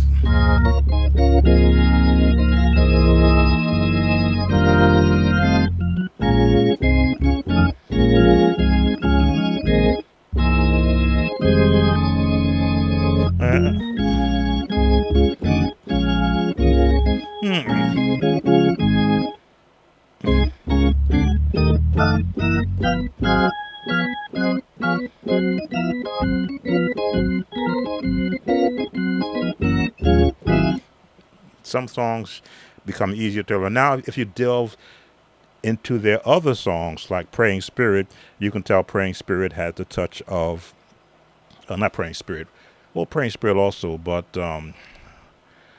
what is that one they do in E flat?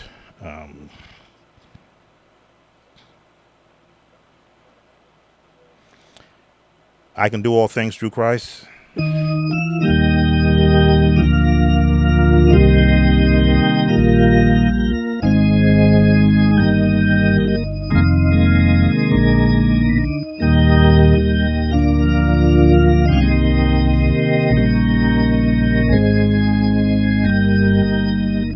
I can do all things through Christ that strengthens. You can tell how Mother had a hand in this. Of course, the chords are very deliberate.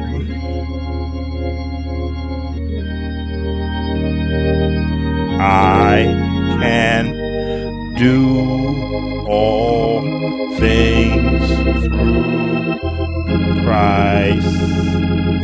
I can do all G things through C minor on the 6.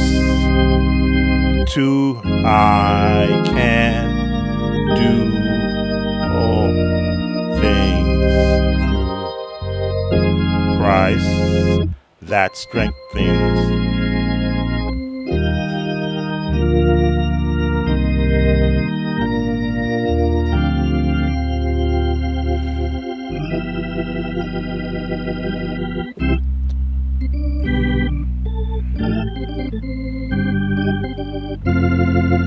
I can do it.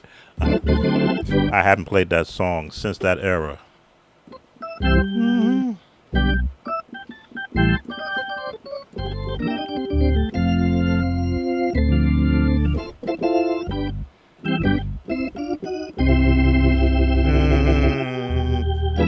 Turn on the 3 to the 6.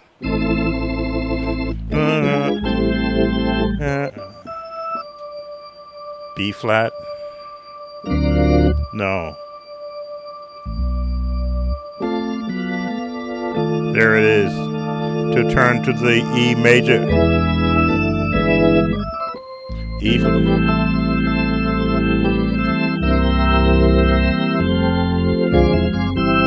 All things through the sentence.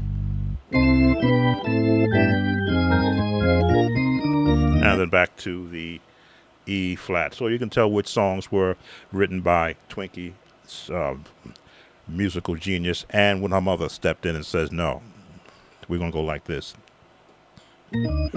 So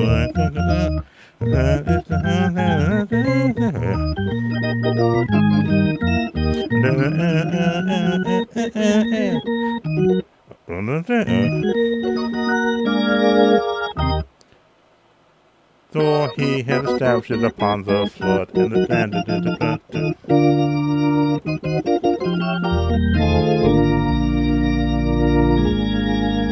who shall abide?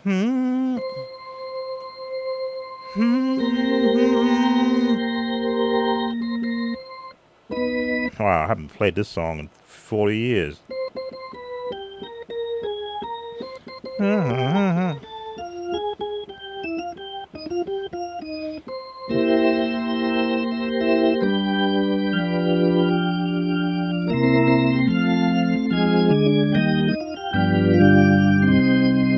This is holy.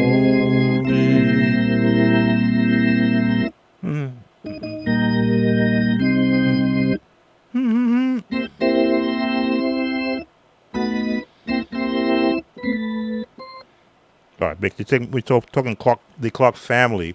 I won't just say the Clark sisters, but I had, again, coming from Church of God in Christ, the Clark sister songs were a diet of music that was presented to me. And I may still have a few of their albums that I had to learn songs from.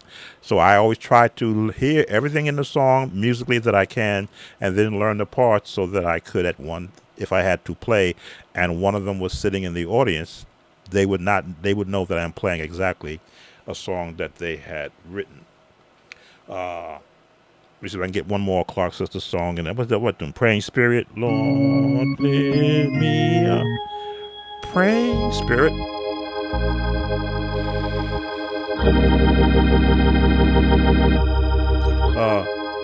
Praying Spirit.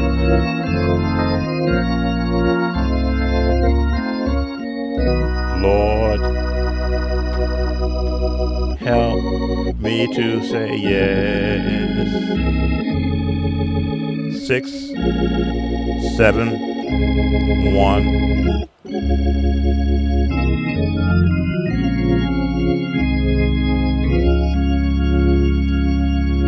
Turn to the vent. Lord, when I pray, tell me what F. Haven't played this song in decades.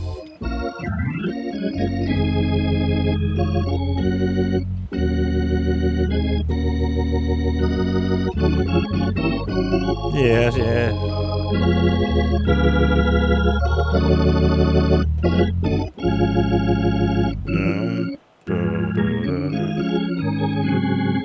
Wow. Haven't played that song in a while. Let's see if I'm to leave off any of the requests. So if you play the key of C, can you do a basic walk up like that you were doing from earlier, from the beginning? Okay. Basic walk up to where? Is this the climb from da da da da da da? Does that be the walk up that you're talking to? Because that, again, each chord in those type of songs have a purpose.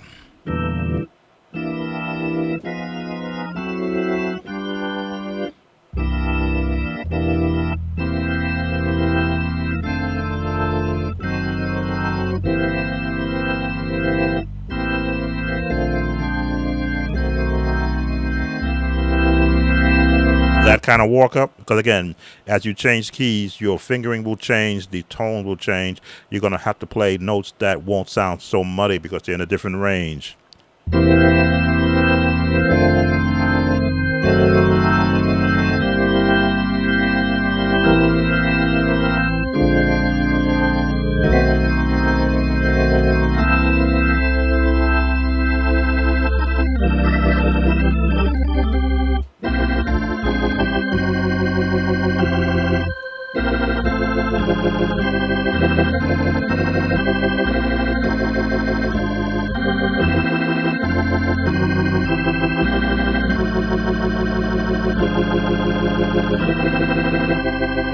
Another way of looking at it.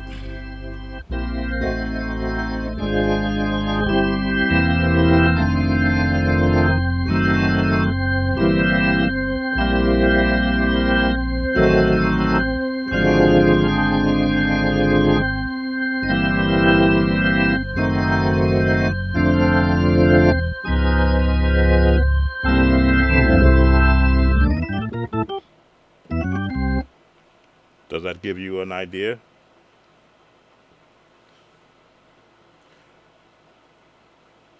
Oh, wow. Thank you. How should we think through the bass line? Any suggestions to approach when you're playing the keyboard with the bass line? Freewheeling, number one. Every song that you would ever listen to, unless there's no bass player included, there's a bass note being played. It doesn't matter what that song is. Goodness, I've heard so many bass interpretations in so many different songs. I just naturally gravitate to having the lowest note. As you heard me just doing this one chord right here, this note here. There's my lowest note right there because I have to hear that. There's my lowest note. There's my lowest note. But of course, from the organ standpoint, my foot pedal is playing the lowest note also.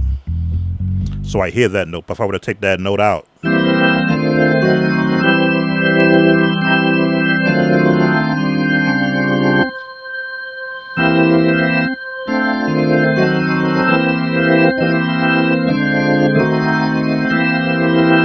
to me, it sounds airy, like it's missing something, and it is. If it doesn't have the lowest note, which anchors the entire chord, it sounds too airy.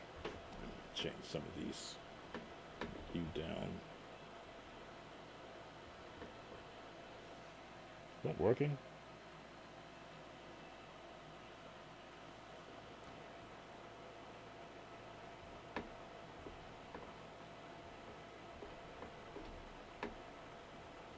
It is working.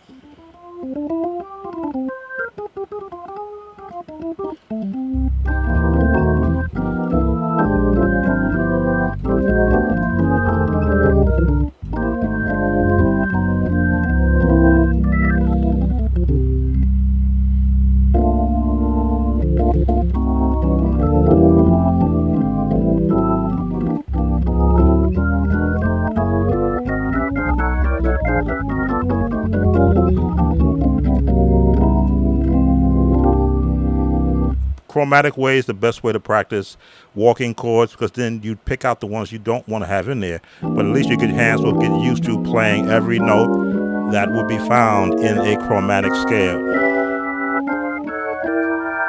This is all I'm doing.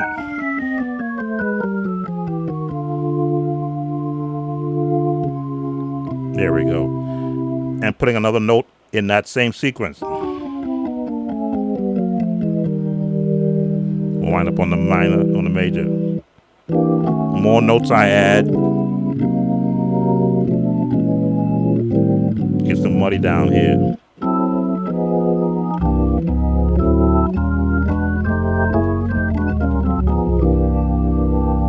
Now it becomes an exercise in muscle strength, muscle memory, and your ears in being able to hear all the notes you're playing. Now, if you're doing all these chords,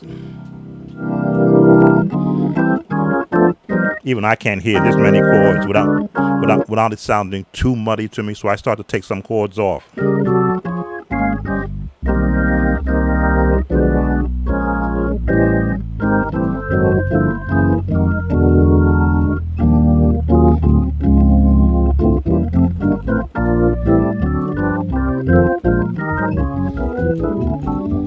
Again, the circle of fifths or circle of fourths is a good way to practice full chords.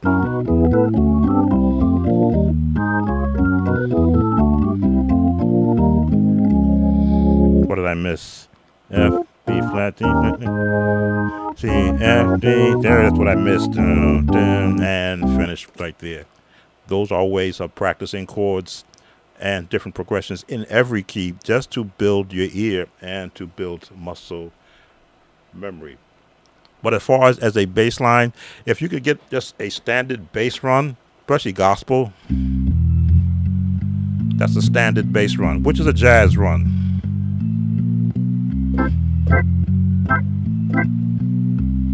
And get your hands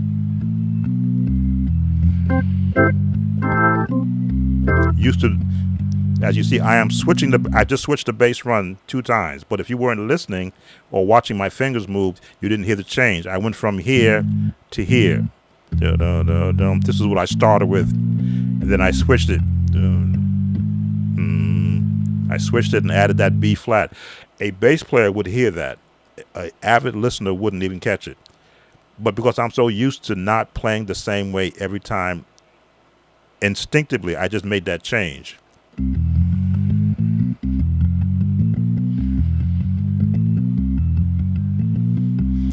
And I did two different changes of it. But generally, I'll go.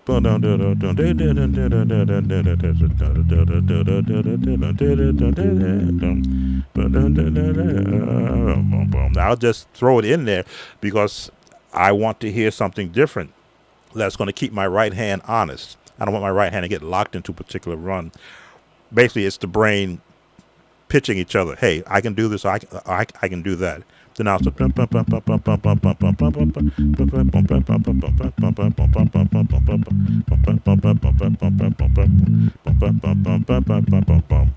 or this one also is a bass run that you learned as a youngster.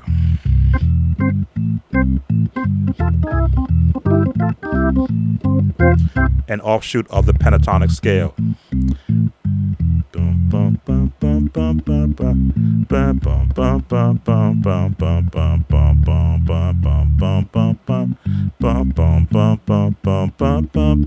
Now I'm thinking like a bass player, and I am thinking the notes I want to hear, and my hands already know. That's what I practiced. Go find that note, because if I make a mistake, I'll hear the mistake, and I'll look and go, how did I miss that? Was I distracted? The Addams Family. That is a bass run. Now do the melody. Boom, boom, ba-da, ba-da, da.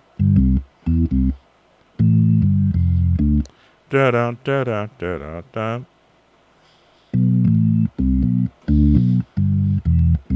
Ba-da, da-da, da-da, da.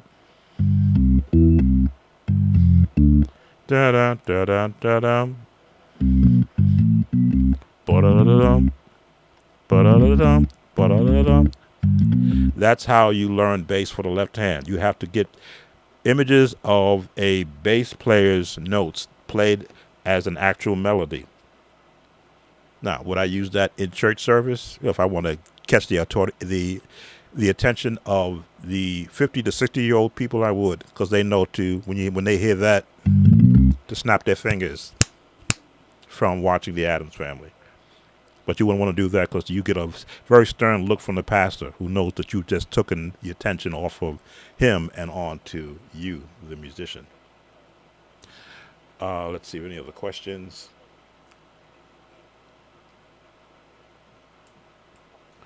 So I think I've shown you GGG. Oh, I missed a lot. Scrolling down. So like that song you do every chord. Okay. So the Facebook, I own God of praise. How would you approach chords if you had to play organ or keyboard with bass pedals? The same way, chords are chords. There's only the tone of a chord. Piano and the organ are the same instrument, just they make different sounds. A C on the organ is a C on the piano. It's just where the tone is found and the range in which you have to work with. There are less keys on a organ. There's 61 keys on an organ versus a piano that has 88. Of course, on a keyboard, of course, you have multiple keys, but when you get to past a certain range, it sounds muddy because it's out of the range of what an organ's what's the word to use? How an organ is constructed. You can go high. If I go well up here, you see that there's no notes up here. Of course, organ starts right here. Now, if I play past the lower C on here, you get into my presets, and that's what the presets do. Let me see. There we go. That's what my presets do. These are the same presets you would have on a Hammond organ. So you see them changing as I play past the range where I should be. They get right into the range of the presets, which I sometimes hit in error when I'm thinking like a piano player, not an organist. Right there, it's good. It teaches an actual discipline.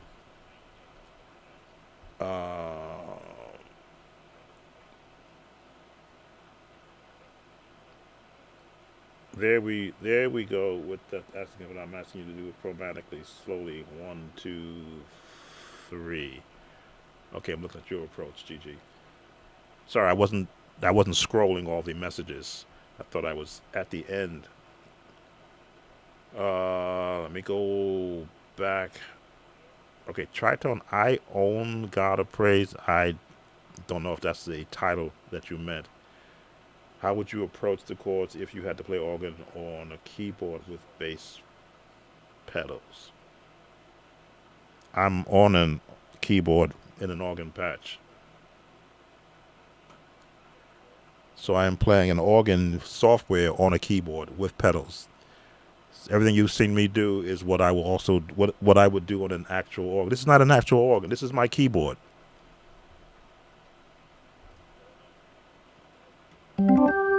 That's my keyboard playing the organ.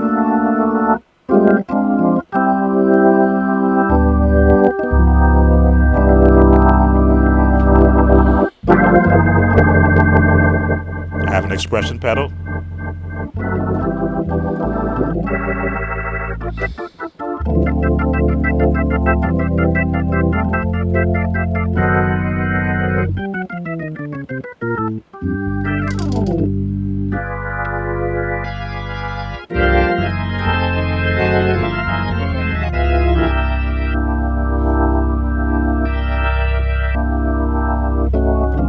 And I can adjust my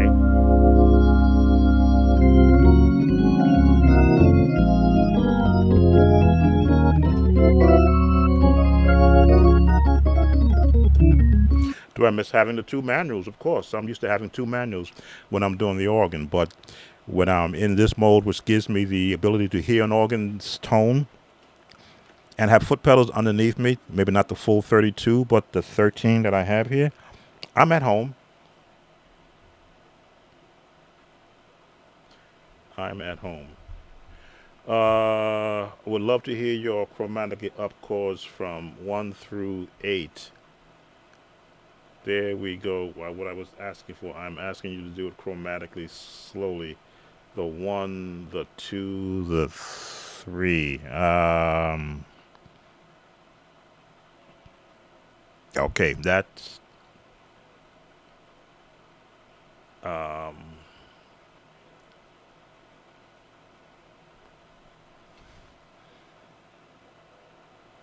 if you pick a chord and you mimic what that chord would sound in the next key up. That's what I'm getting. You want like this.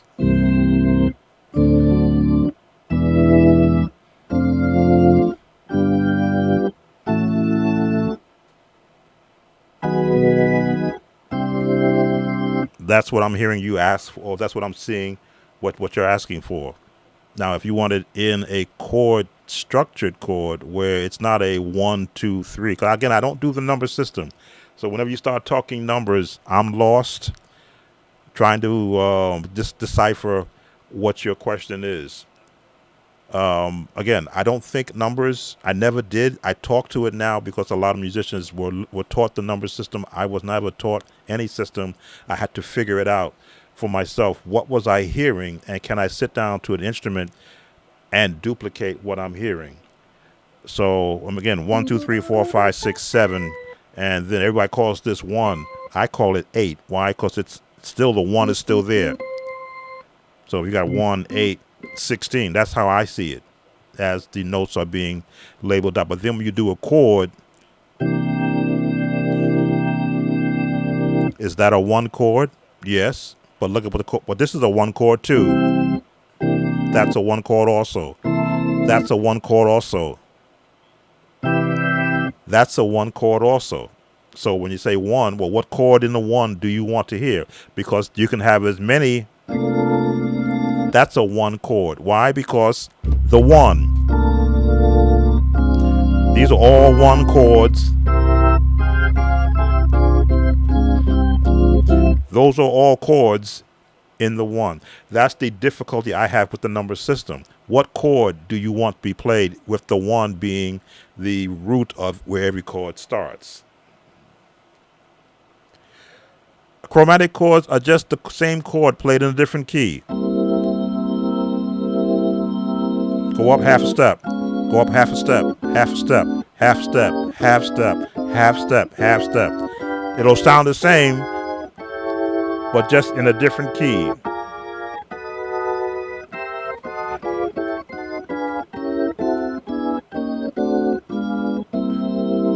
Now you can change notes on that path up to give you a different sound. Diminish.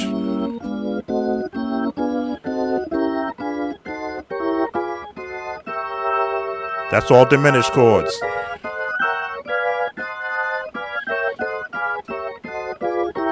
I would practice this as a youngster because I wanted to be able to hear every potential chord, how they would sound in different keys. So if I heard somebody play it, I would immediately know it's a diminished chord being used in the key of C, or used in another key to help create an actual particular sound.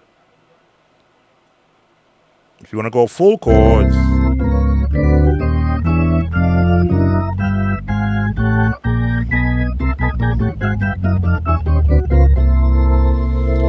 it becomes now having muscle memory to be able to lock your hands, and as you switch up, the fingers will all stay in place or close to the chord. I think B is the hardest one to get.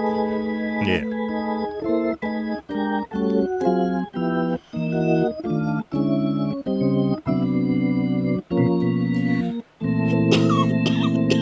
Excuse me.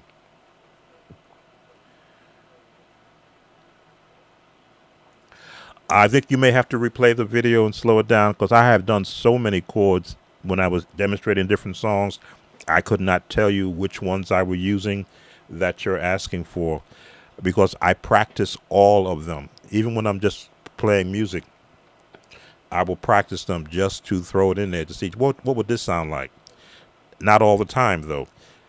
But the easiest way to do it is start with the root, every key up. Expand the root to the first inversion. Go to the second version. That's the first lesson. Every key first, root first and the second. Now add a fourth note. Now you have 4 inversions in which to practice. Let me see, what is this one? There it is, and this one, and then this one. Yeah, but I gotta look at it because I haven't done this in a while. There it is, there it is. There.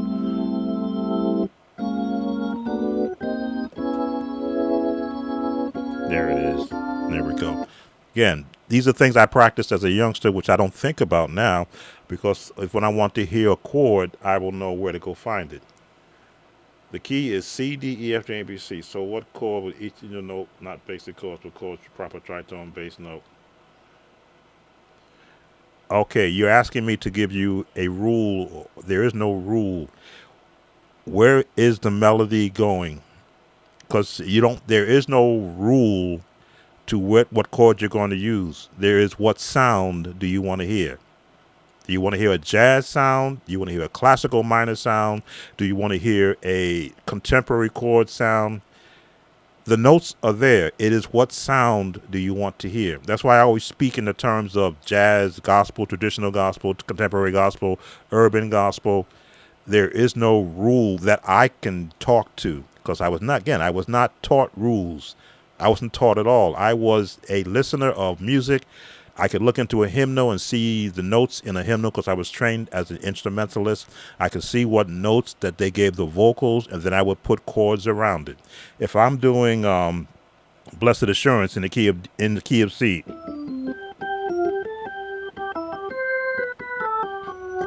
I know the melody. What would the harmony be?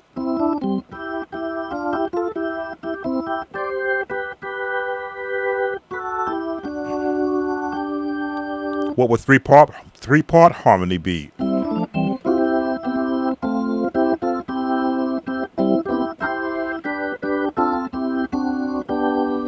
I can hear 3 notes. I can hear 4 notes.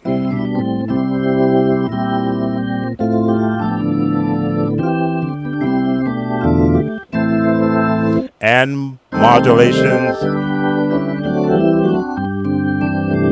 and hear movement. So for me to say, oh, in the C, you're going to do this chord. No.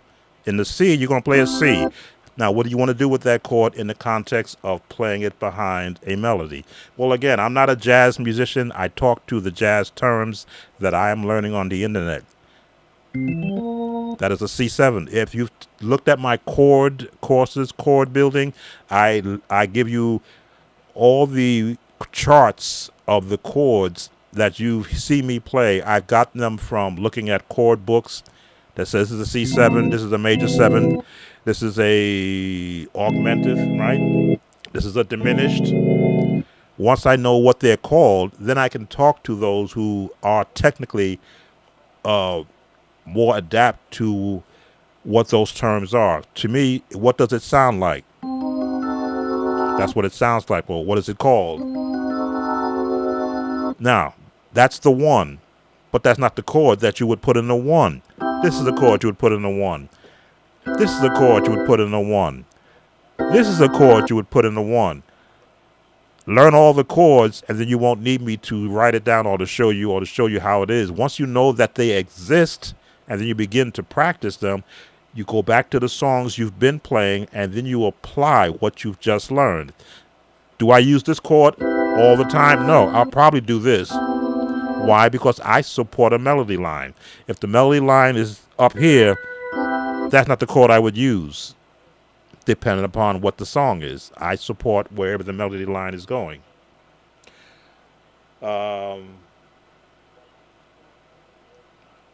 Any advice on how and what exactly to start with practicing preaching chords? I have videos on the channel that give you my generic preaching chords. There's about at least 6 videos dealing with preaching chords.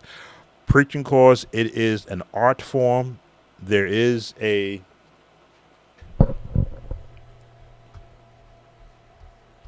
if you've not joined my Patreon, let me just digress here. Okay. If you have not joined my free Patreon, patreon.com Samuel Tolbert, then you don't know that I have a church musician workbook I put together in 2011.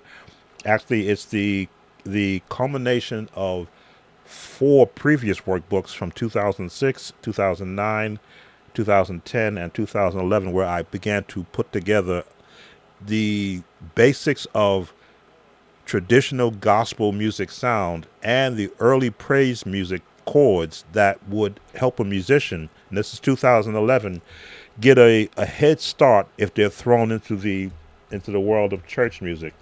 I will bring up that book once again because I do cover preacher chords. I did a whole series in that book for preacher chords in every key. This way you would not be left out. Now I should be able to do this. There we go.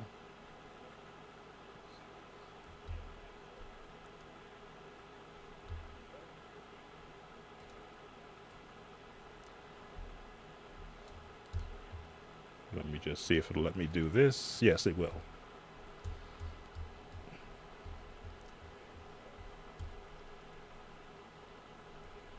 Give me a chance to find my mouse, which is probably, there it is. And let's move me right there. So this is a booklet which, if you join my free Patreon, you can get for free for joining my free Patreon. It's a 2011 workbook. In this workbook, I go to the first page. This was a course in which I had developed to help musicians to get to a level that they would normally not get to without the help of someone who was willing to share. Now, unfortunately, I can't seem to get the top of that page in. Let's see if this will let me do that. No, it won't. But I also covered organist also. A little bit about me. Here's what it covered. The new musician. What did I believe that a musician, where should they start? piano, keyboard tips and techniques, minor scale practice, piano, keyboard scale practice, chord practice. The new musician. Now, by new, I don't mean never played a piano before, but I did put something there for the person who has never played a piano before. Again, this is a 2011 workbook. I haven't updated it. And because there's so many other content creators out there who have a better production than I have, I don't try to recreate this. But for the musician who was just thrown into the fire, it's a good upstart to get you understanding. I covered the intermediate musician. What does an intermediate musician need to know? Everything the new musician knows plus, which means you're adding on. You don't forget it. The advanced musician, what do they need to know? Everything the new intermediate to be able to become advanced. So I cover, and this is what I consider to be the most important of any musician's learning, how to properly hold your hands, how to properly know where every designated note is. And yes, you get some light, limited note practice. If you had to look at a hymnal and try to figure out what note are they out of the hymnal, this is where you would come. So you see that the note matches up, the proper fingering, and I give you my point of view. One of the best ways to train your fingers how to move across the keyboard is by doing what? Practicing the scales. How many of them? All of them. Because they not all use the same fingering. Left and right hand. How do you get a good bass hand? Practice left hand scales in all the keys. And what do I say? The warm-up should take, for the first time, 3 to 8 minutes of practice. Weighted keyboards are always best. Some people don't have weighted keyboards. They have whatever they have. But it's best to have a weighted keyboard so your hand can have some tension played back against you when you're practicing.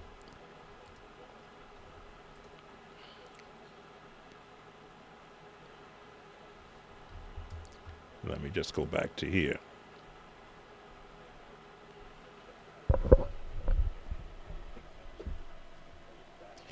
Let's see, let's turn this off, right? Let's come back to...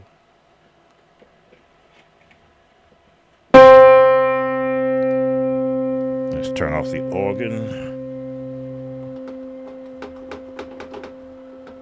Because in my impression, before you go to the organ, if you haven't started here, you're going to struggle at the organ. If you can't do this, and not just one register, because you're going to have all these notes in front of your hands. If you don't know how to reach them cleanly without making a mistake, you're going to have a problem. But not just one key, but in every key.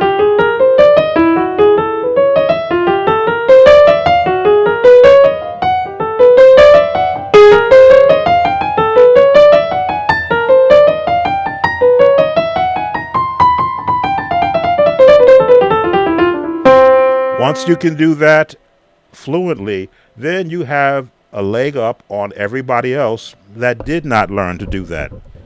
Then all of a sudden, no melody will be away from your grasp, because you will know where the note is. You will know the key it's in, how to reach it, how to play it.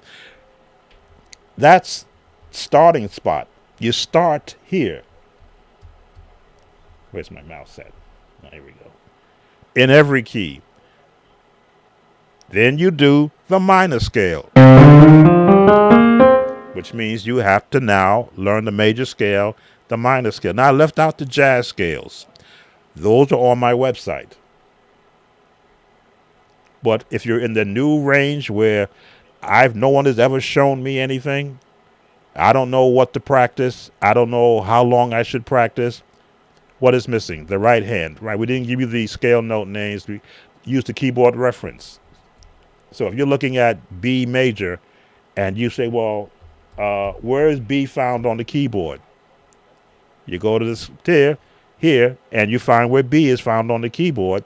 Then you go back and you go, okay, to start B major starts with the thumb, on the right hand with the fourth finger, not the fifth finger, on the left hand. There's a purpose why they don't start with the same fingering. It is about training your muscles to move in a particular way. Then I give you a song. In my day, this was the song, one of the songs that was prevalent. They don't sing it anymore. Our God is an awesome God. And I put it in the key of E flat. Why? Because you need to be able to now be able to apply what you've been learning. And I give you the chords and I give you the melody line. And then you're asking, well, that first chord says G, B, E flat. What is that? Well, if you don't practice in scales, then you don't know how to find G, B, and E flat.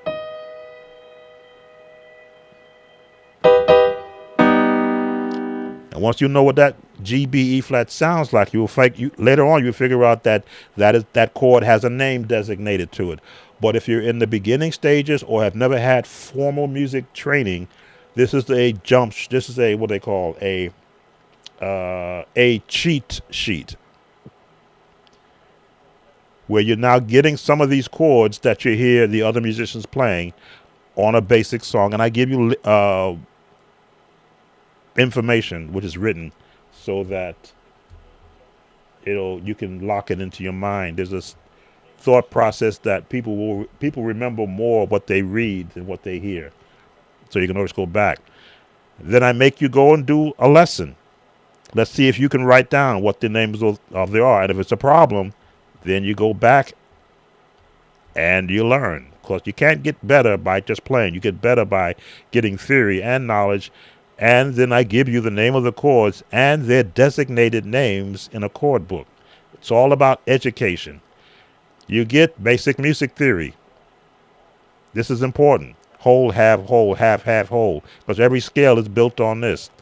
Again, the other scales are differently, but if you don't know the basics, there's going to be a problem. On the left side, I give you, let me get my face out of here, because an argument might be, well, I don't know how to practice. Well, look what I give you, how to practice. I didn't know I could do that. Let me do this, clean that up some. All right. And move me out the way. So I give you how to practice. If you've never practiced before, what's number one? Before number one, turn off your cell phone. You can't practice if you're watching a cell phone. It's impossible. You can't do it. Number one, pray. Oh, well, I don't know what to pray. Okay, you probably didn't read page 1. There's your prayer right there. That's your prayer. If you don't have a prayer, I give you one from the internet, a musician's prayer. So now when you get to this point, your mind is ready to practice. Go a little further down.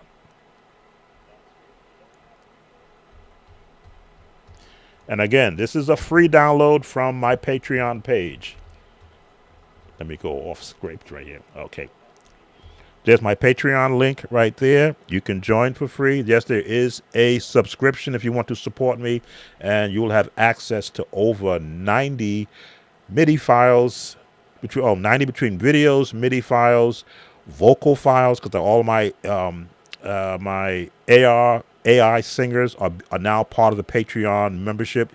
You will get the voices. When I create a whole soundtrack of voices, you get access to that, and a practice lesson how to practice chords around that. The chords that you learn from the site and the chords that you're learning from your Patreon membership.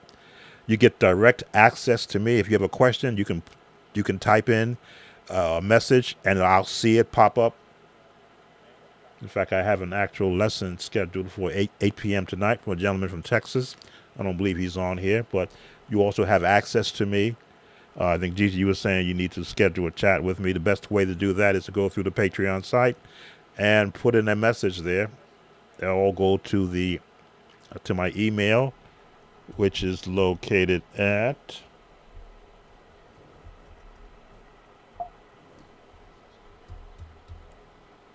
Don't do that.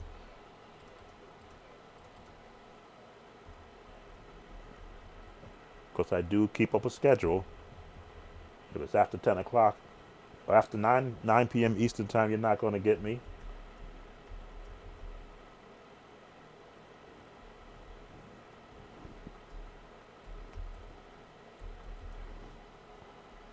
But I do pay attention to my Gmail. Make sure I spelled that correctly.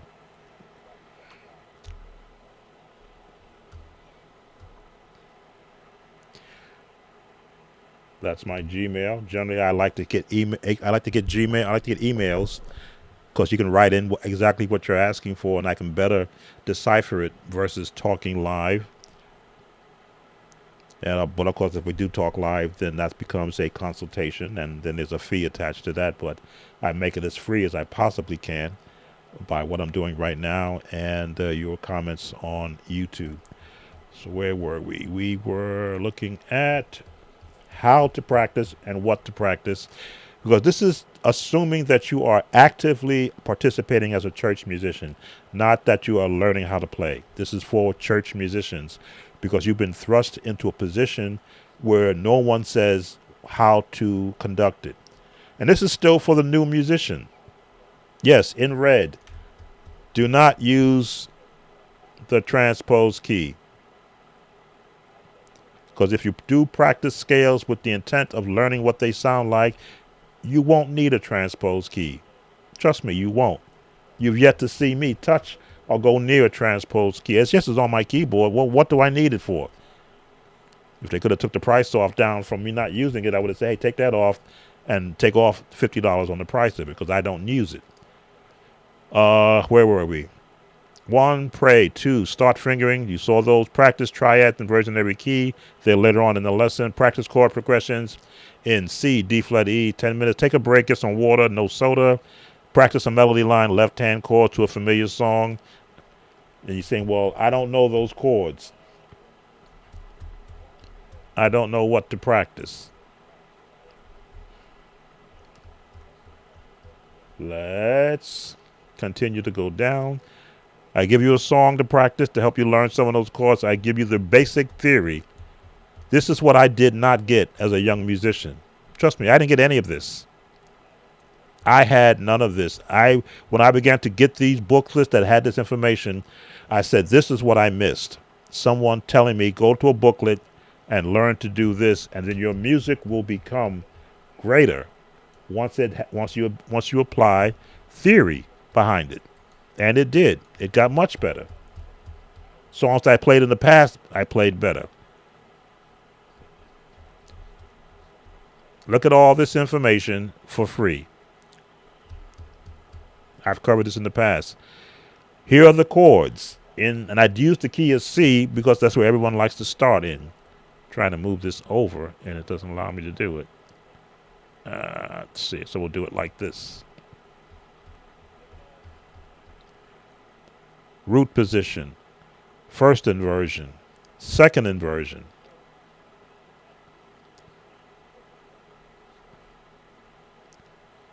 What did I say? Practice these chords using the fingering from the image above on the previous lesson on the scale pages. Thumb is always in the root position of the chord.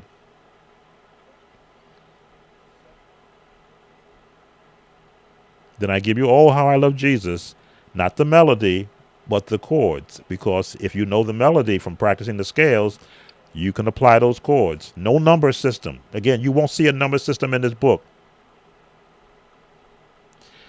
That's all for the new beginning musician. Now, for the intermediate musician, you need more information. More chords, a different way to look at it. At that time, How Great Is Our God was a new song. It's not new anymore. I don't know if they still sing it.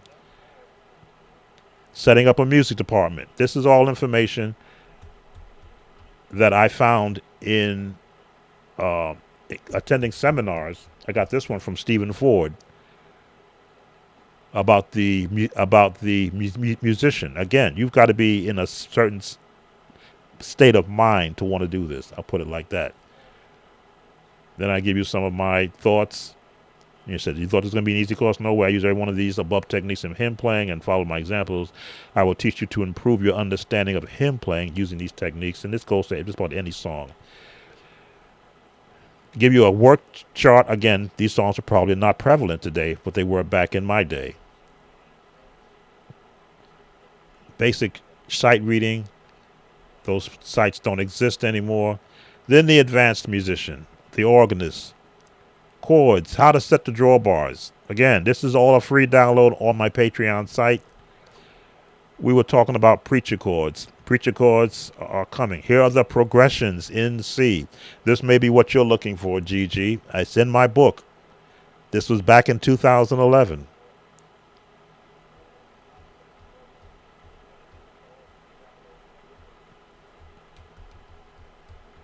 Again, not hidden. You just got to go find it. Left and right hand, and in all the notes. And that's just for the key of C.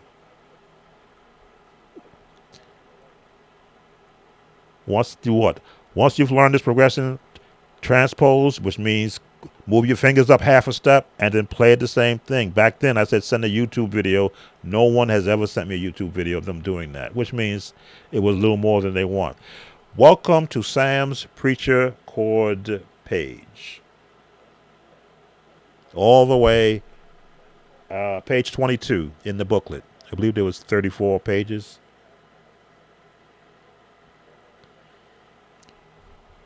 Because preacher chords is more than just playing notes. It is an actual mindset. You're working with a minister whose mind you don't know. And one of the worst things you want to do is to start playing preacher chords and they tell you to stop. That'll mess you up for years, as it did to me. But I got over it.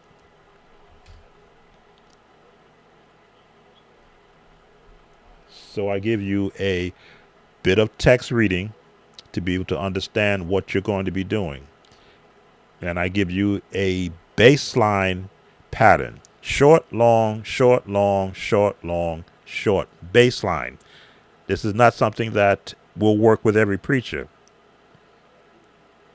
But you need to have a guide to be able to know if I'm doing it for the first time or if I'm learning how to do it. It's better to learn off your home minister than off a visiting minister. Because a visiting minister, if you've seen some of the videos, will shout you out and leave you frustrated. But your home minister will say, I understand you working on this. I appreciate you, but I like it like this. Then you take out the short and put a long, long, long, short. Or long, long, long, long, long, short. Now, what do I mean by short, long, short, long? If your preacher is up and he's tuning up, in the key of C, short, long, short, long, short, long, short. Wow. Okay, that's just a guide. It may not work for you. But what chords do I play? And here they are, with a guide. The chords you just heard me play, that's some of them. Short, long, short, long, short, and then end. And you're always going to end on the one chord. This is in the key of C.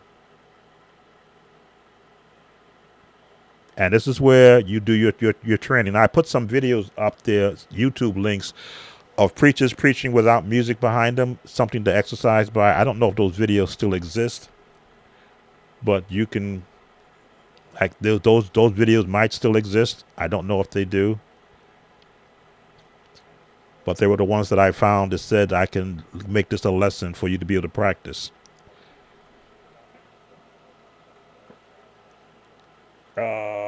Let's see the question. What advice would you give someone coming from a classical background and never really played jazz or gospel properly? Do they have hope to get converted?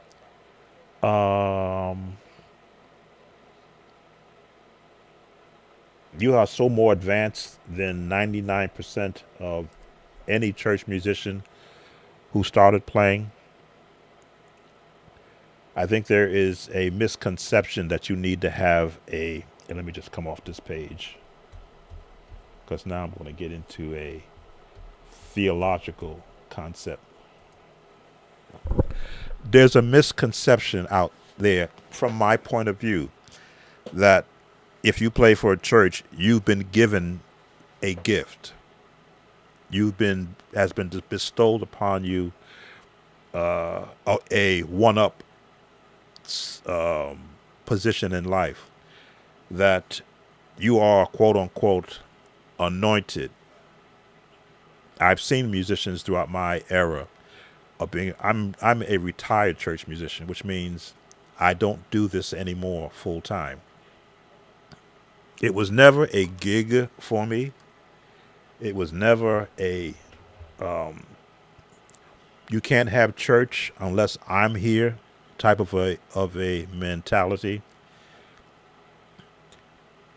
Being a musician who did not have a church support me in my journey as being a church musician, there was no, oh, we're going to pay for you to take lessons with this person, or we're going to pay for all your albums, pay for you to get a stereo system, pay for you to do anything. Everything was out of pocket for me, unless it was given to me on a tape. It was a blank tape with just label on it. Songs number 1 on this side, 3 on the other side, and there'd be 5 songs on it. Oh, we're going to learn those songs later. And then they never had to learn those songs. So I never looked at it as I was gifted to do something, and it was just, and I'm the appointed one. I wasn't a Samuel or David, where somebody said you. Most times I could walk into another visiting church, and unless I sat down to play, I was never considered to be an actual musician. Generally, when I would visit a church, if my pastor was going out to a church to speak we'd never been to before, I would get there early because I wanted to see, what am I going to be playing on? Would it be a piano that's out of tune? Or is there an organ that has broken keys, or foot pedal's not working right? Because that's generally what I would walk into. Again, I had the advantage of my father being a Hammond organ technician, so he certified Hammond organ technician. Hammond would send him all the church jobs because they didn't want to send their techs into areas which weren't, areas that weren't suitable for them to be walking into. But we would go there. He would take me with him. So I saw the damages that church musicians did to instruments. Flat out, broken keys, broken switches, broken foot pedals.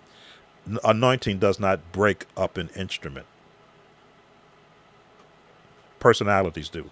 So anyway, to digress, your advantage is that you understand the, I want to use the word sacred. I'm trying to stay away from all these religious terms, which I never adopted. You understand the complexity that it takes to create music from a classical standpoint. You learned music from composers who perhaps wouldn't survive in a church environment, because they would go, this is folly. This is not, how many of our hymns were written by classical musicians or by songwriters who actually were trained musicians? One of my an eye-opening event for me is when I went to go had an opportunity. I was invited to go and interview for United Methodist Church. I came from a Kojic church background where you shout, bump, holler, scream, hoop and holler, play fast songs. Everything was sped up or had a beat to it. To a Methodist church, and I still got the hymnal here, pulled out their hymnal, and it had 840 some odd songs in it. And I'm saying, what hymn book has 840 some odd songs? And they began to call out songs that I had never heard before. Well, certainly weren't sung in my church. We have our 20 standard songs, depending upon what season you're in. That's why you saw the list I had. Let me go back to that list.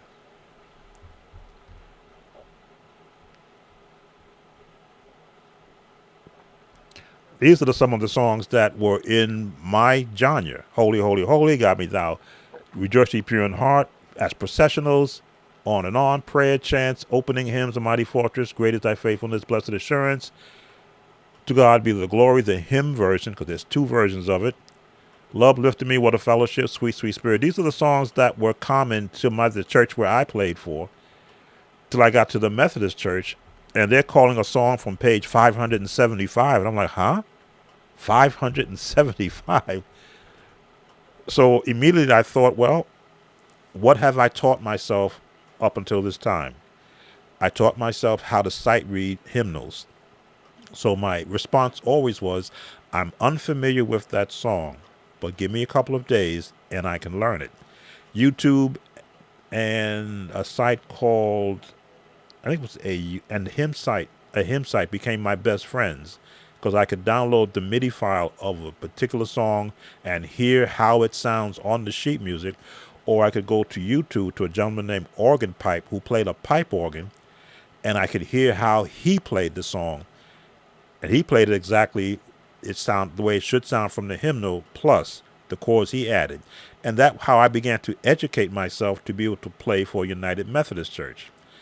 Had I had formal training, as you had, Lisa, from a classical standpoint, I could have played in any ministry. The gospel ministry or the church Pentecostal ministry is jazz. I'll put it out there. It's jazz. If I were playing What a Fellowship and I played it like the hymnal, they would say, what are you playing it like that for? We play it low up tempo. Up tempo is jazz. Plain and simple. As the music began to morph into the more contemporary sound, that's where your skill set might lead you down a wrong path. But if you're playing Richard Smallwood songs, that's classical. You're playing Kirk Carr, that's classical. Kirk Franklin is between urban and jazz. Of course, the songs of today are of a CCM nature. They're playing the number system, 6, 4, 5, and the 1, and it's just making it louder or making it softer, playing it softer or giving a little bit of expression to it. Nothing hard to really do. So there is, not only is there hope, you would probably rise to the top of a lot of musicians just by sitting down and playing Great Is Thy Faithfulness the way it is written. Because musicians, if you put a hymn book in front of them, they'll be, what am I supposed to do with this?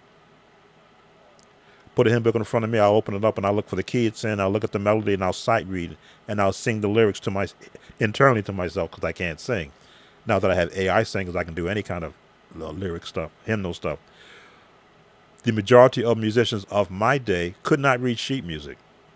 But if you start singing a song, they'll jazz it up and you'll get with it. Why? Because that's just like, if a person only knows how to make peanut butter and jelly, they'll make everything taste like peanut butter and jelly. And that's how they would do the music. I loved when I could hear a classical musician play, when I would listen either on the radio, on the classical channels here in the New York City area, or on television, because I came up listening to classical music played on cartoons. That's what really got me motivated to want to really play piano, not for church, because the music I heard, which was classical in nature, played on cartoons. I think Moonlight Sonata was my favorite on the actual Bugs Bunny cartoons. And I would go to the piano trying to figure out how are they getting, what is this tone, not knowing where to find it. Now, of course, I sit to it and I go, you know what, I can just mimic it. So there is no, you're on the upside of, I would say 90%, because a lot of musicians now out there playing in the different denominations, because they're not just in the Pentecost, the African American church, they're everywhere. So the ones that took the time to go get a learning and an understanding are even up above where I am. I stay traditional, because I realized that the traditional sound is where all this other sounds was built on. So why crumble a foundation that makes all the other music relevant? Maybe to this young audience, it's not. But to the people who actually pay the bills in the church, the people of my age, you better learn how to play There's Not a Friend Like the Lowly Jesus, and Sweet, Sweet Spirit, and those songs that they grew up on, because that keeps them donating, which keeps them sharing financially with the ministry, and the ministry shares with you. Again, I do get on my soapbox sometimes because I realized my era of musicians weren't all that good. They weren't. They played because they were thrust in a position to be able to play for someone who was there and left, and then they came from the drums, came from the organ, rather came from the drum set, or came from the bass, or came from playing bongos and sat down to the piano and began to learn basic runs for a shouting pattern, for a congregational song, or the 1, 4, 5, 6 gets you through any congregational songs. It's when you want to start adding the different diminished minors, seventh chords, you now get into a jazz world. And most times they kept everything sounding like they were playing jazz.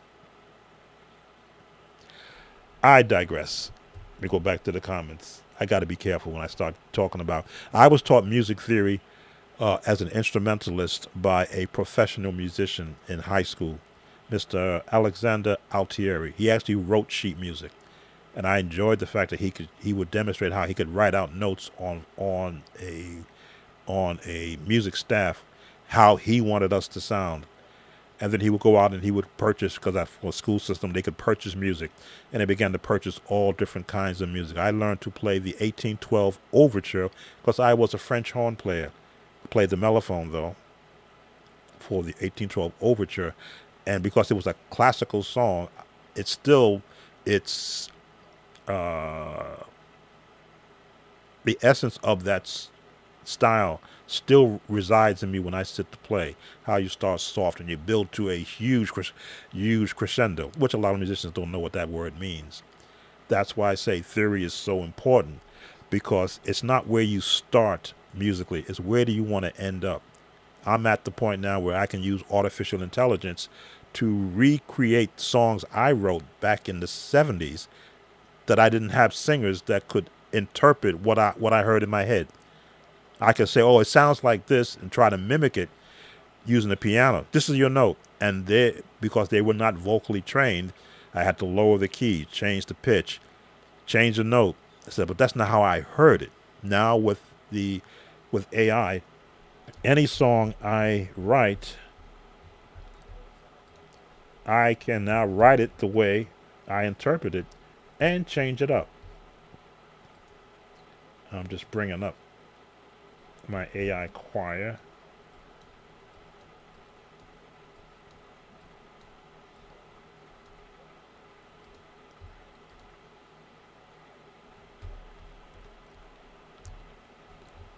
Because you were asking, is there any hope for you to get converted? You're already converted. You're going to convert a lot of other people back to an era where music made sense. This is my AI choir. Excuse me. I need to drink some water. I'm talking so much. These are the files that I created, that I'm in the creation mode with AI.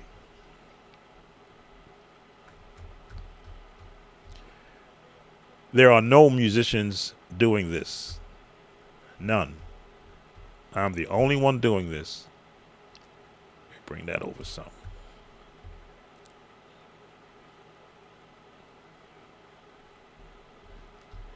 Let's get that out of there.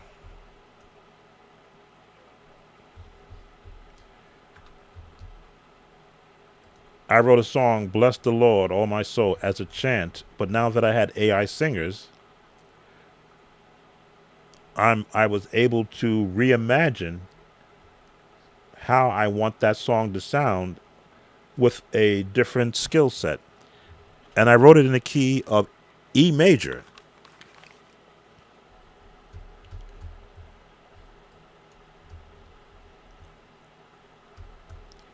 Three-part harmony.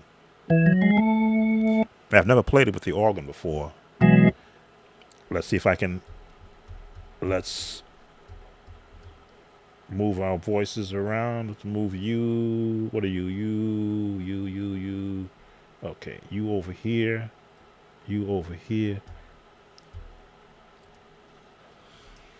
Bless the Lord, my soul and all that is. Oh, no, that's not the one. That's the traditional Bless the Lord. Where's the one I wrote? Discard. Where's the one I wrote? Bless the Lord. It is the chant. There's the chant I wrote. So they started singing, I said, that's not the one I wrote. Even the key didn't sound right. Now, this is what I was doing back in the 70s when I was 21 years old. Bless the Lord, oh my soul, and all that is within me. Bless his name. Bless the Lord, oh my soul, and all that is within me. Bless his name. Wow, I've forgotten my song. Bless the Lord, Wow, I forgot my own song. oh my soul, and all that is within me. Bless his name. Wow, I haven't played that since I created that. So I had to remember what chords was I using on that. But Lisa, this is where your talents would be necessary and needed to be able to write songs on the fly and put music to it. Again, my era was not ready for what I was capable of doing. But your era will be. Now let me see if I can find these chords.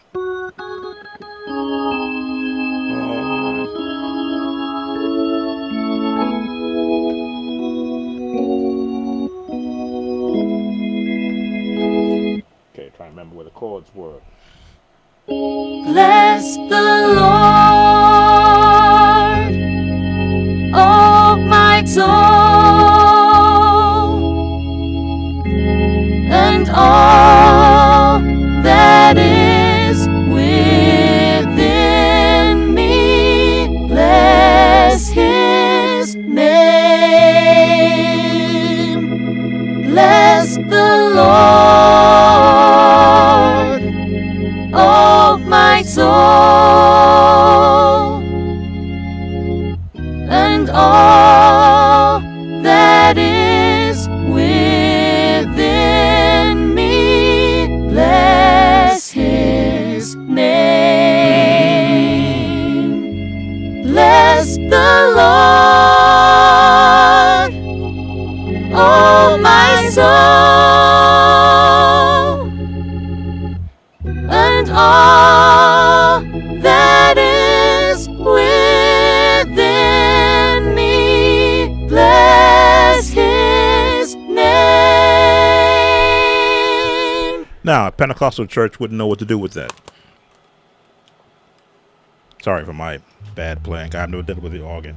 A Pentecostal church would not know what to do with that. They go, oh, that sounds nice. But they could not appreciate the harmonies, the movement, the voices going in different directions, the melody staying constant. That's what I was up against as a young musician when I wanted to introduce what I heard musically. No, they wanted the Pentecostal shout, the Pentecostal bump, the kind of, and I gave them that. And I starved as a musician who had the ability to hear what was in his head, put it on sheet music. Vocally could not teach it, but at least present it where the other musicians weren't. Why is that there.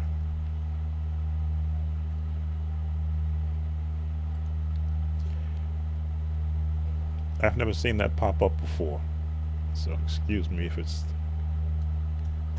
that was right there on you.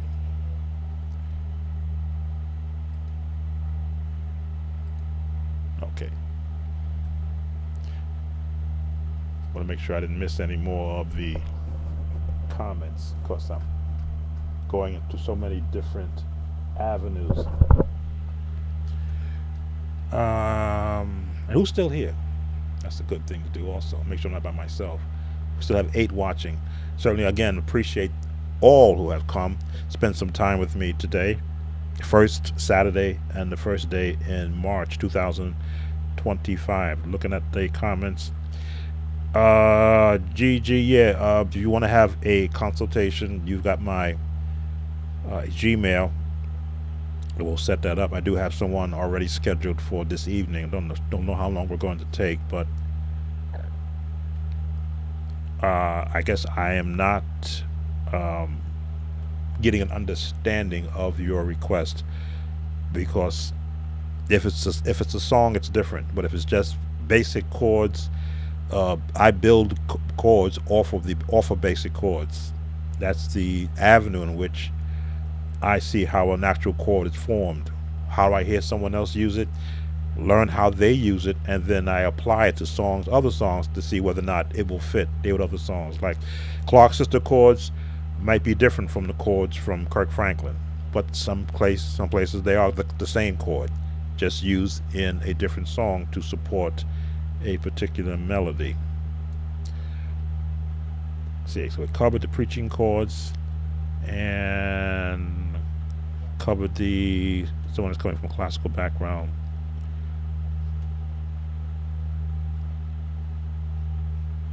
Yeah, it's not a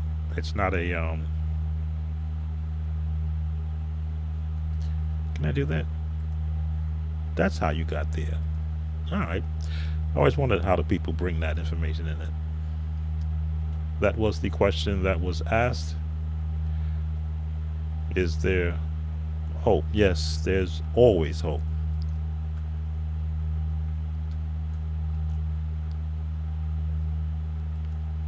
We'll put that there.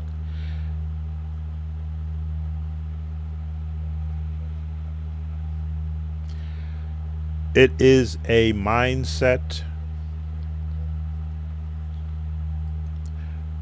When you've never had a formal music teacher slap your hands when you do something wrong, imagine being able to play whatever you're feeling at that moment and nobody slaps your hand. They may look at you strange if you're throwing some chords that are incorrect, but no one says, "Oh, you did a bad job." It's always, "Oh, I really enjoyed your playing today." Well, that doesn't tell me anything. Tell me I was in the wrong key, I played the wrong note, I put a minor chord but it should have been a major chord. I never heard that. And then the other musicians that were there with me, everybody would just run off to themselves and never get together and say, "Hey, we were playing this song and you threw that chord and it either sounded great or it didn't fit." I never even heard that. For the most part, I was a single musician playing, which is why my bass hand and my foot pedals are as advanced as they are, because I played the notes I wanted to hear on that particular song.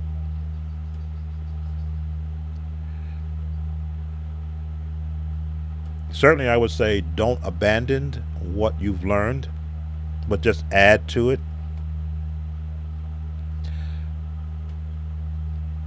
For the longest time, I wanted to learn how to play giant steps because I would hear so many different interpretations of it. I said, I just want to learn the basics of playing giant steps. I even bought a chord book that has giant steps in it, but the chords are written in the jazz terminology. And I'm looking at it like, what does that symbol mean? I'm learning better now. So I would scour YouTube for everybody who was teaching giant steps and say, hey, teach it in a way that I can hear it. And then I'll be able to understand why it's moving in the way that it's moving. And once I found a YouTube channel where the guy taught it in a very basic way, I'm like, oh, now everything began to click. That's why they say 251. And then I began to apply it. I haven't played it in a while, but then I began to apply what they were talking about. Now, I haven't done giant steps on the organ, and you can do giant steps in a lot of different keys, but I wanted it in the key that it was originally written in.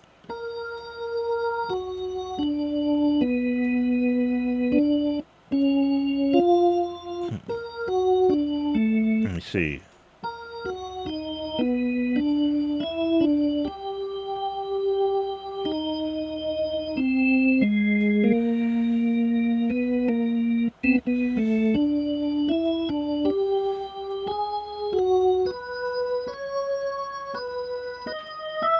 Probably the wrong chords, but when I saw his,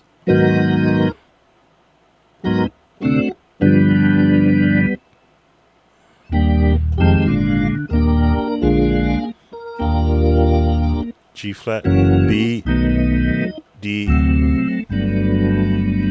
2 5 1, no 2 2 5 1, 2 5 1. I'm doing it wrong. See, I'm not in the piano mode. That's where I learned it from.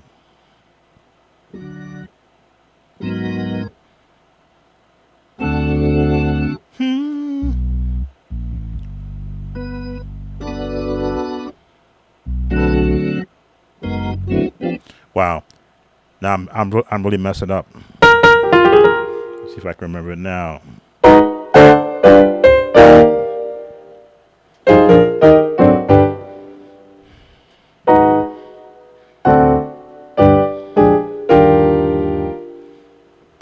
Turn that organ off. So now I'm all messed up.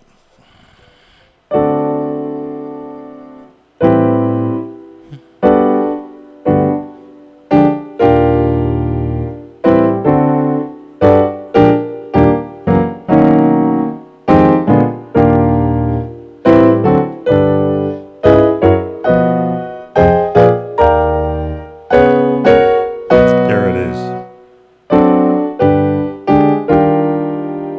2 5 1 2. Mm-hmm.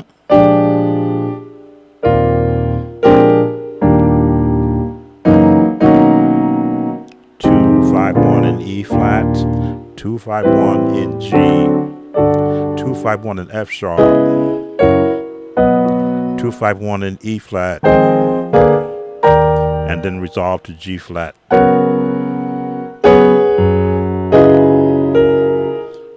B major, E, G, F sharp, E flat, G, A, B flat, E flat, G flat, B.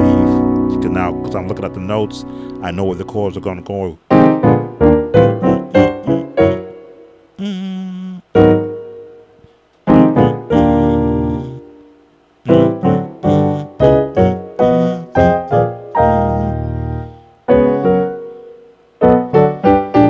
So now it's coming back to me. And I do have a video up showing my journey, trying to get comfortable doing it, just so that I can have that feeling of accomplishment.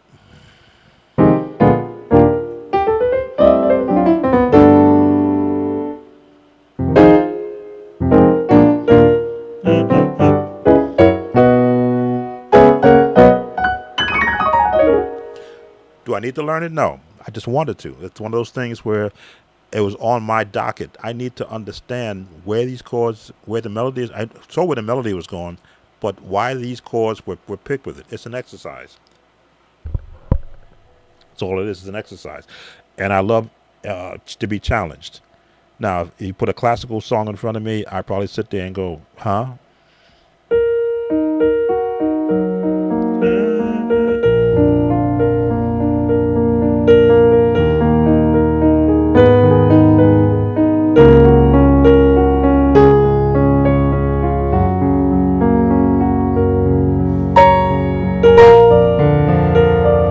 Probably playing it wrong.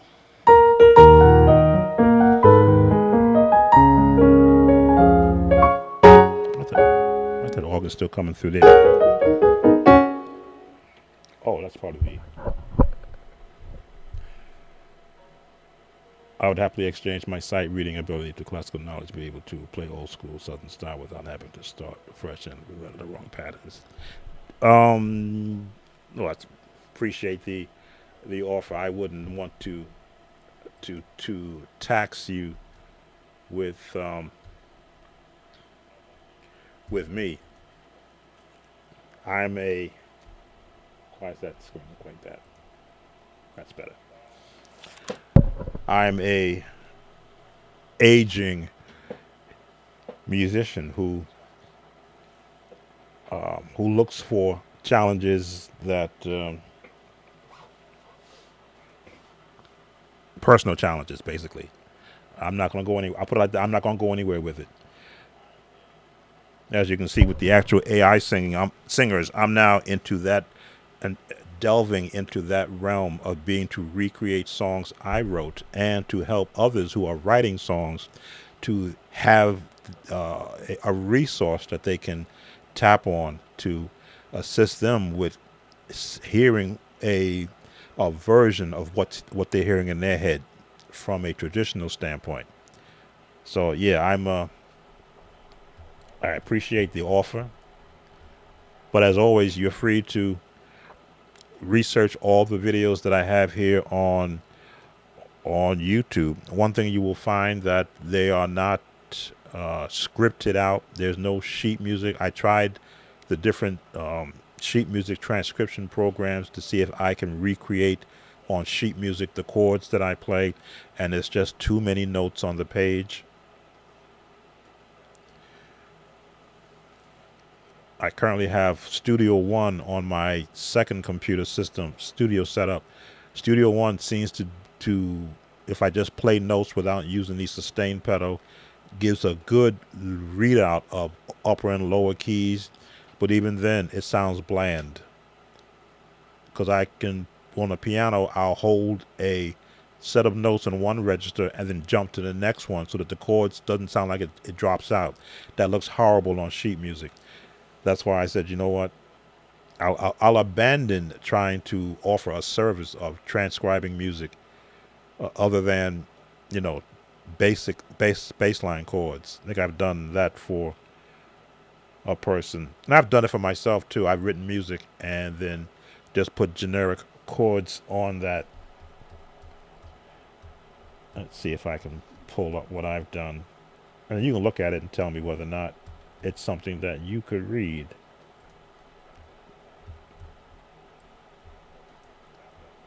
Show and tell. Again, how long have we been here? Over 4 hours, coming up on 3.5 hours. Let's see if we can find where I kept any of those files. They should be in documents too.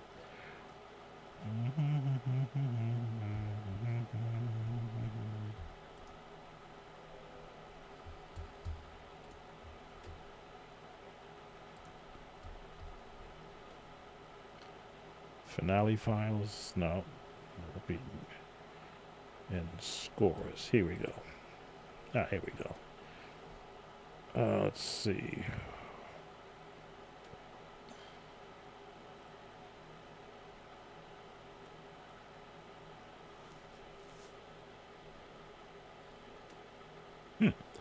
I did do a looking for a miracle, but did I save it as a PDF file?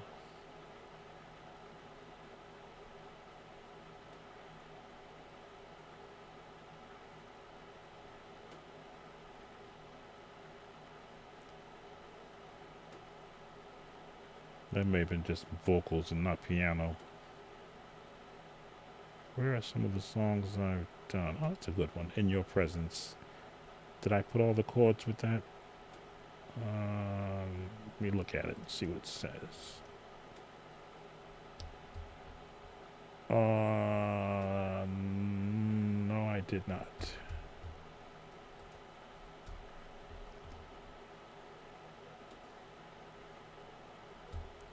I thought they were looking for a miracle. Looking for a miracle. I just did the melody, no chords. So not there. Preacher chords in E flat. What was that?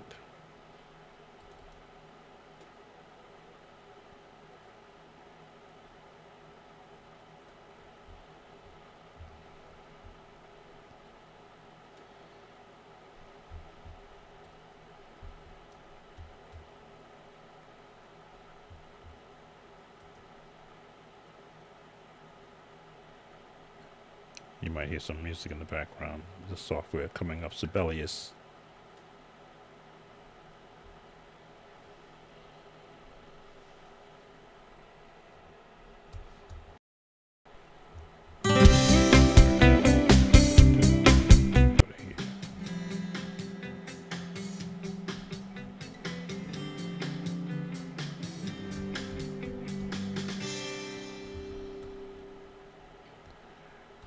Okay, and that is nothing. Never finished it.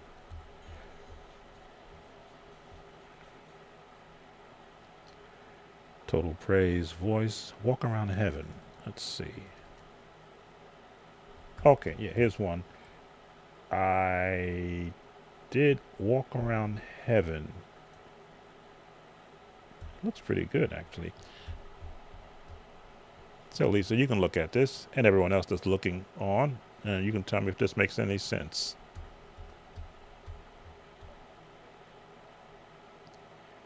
Transcribed by Sound of Joy Music Services. Walk Around Heaven. For piano. As I said, when you look at the lower notes for the right hand, it's because I branch into the range below middle C, and the computer software does that. To me, I'd look at that and I go, huh? But if I were to listen to it, 6/8 timing, and there's no melody, so it's just chords. So you'd have to sing to it to see whether or not to hear what the song is. But this is the issue I had when it came to transcribing my playing into a transcription software. That's what it would look like. And again, I'm not a piano player, but I would think a lot of this is probably gibberish. But if to hear me play it, you go, oh, that's so beautiful. Who taught you how to play that? No, I heard the song in my head and I assigned chords to the melody of the song.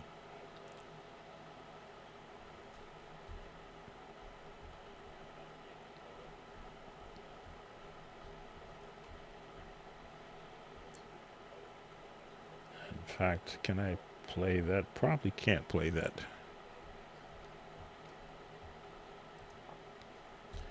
Because that's a PDF file.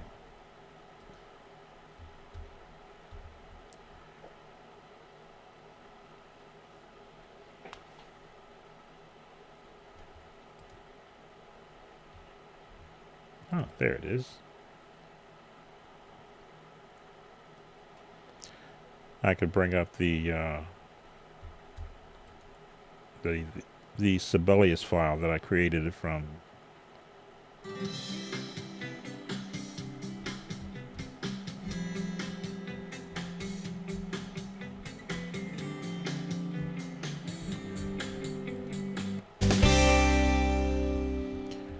So that's the file in Sibelius. Now let's see, where is my...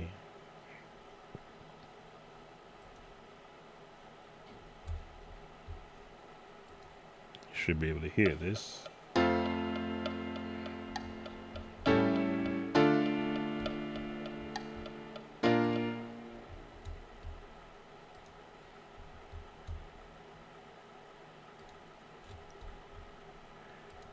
Remapping the sounds.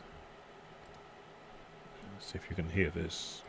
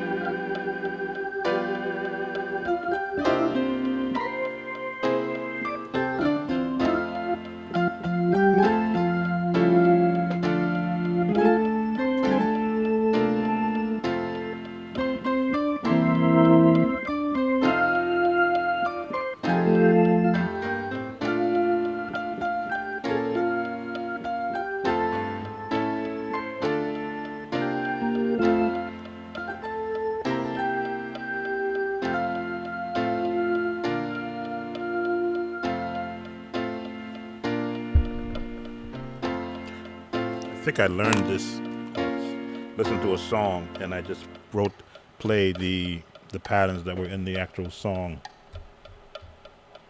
Okay, but that would be something that would be a workaround for a classical musician who never had exposure to the Pentecostal sound, where playing by ear or by watching someone else play may be a bit of a challenge, but to have the sheet music of some of the era of those songs from that era. Again, not really having anyone to challenge me to invest in more software to see if I can recreate. I'm surprised that one looked as well as it did. I don't think I used the foot pedals in that one. I just play the notes and hold them out and let the software recreate how long I held a note. That's 2022 I did that. So, yeah. But there's hope for you. Trust me, there is. And there's a place. Because music will, once again, I think everything works around an actual pendulum. It's swung so far away from its original sound that it's got to come back. It's going to be necessary, I feel. And that's just me. That's my own.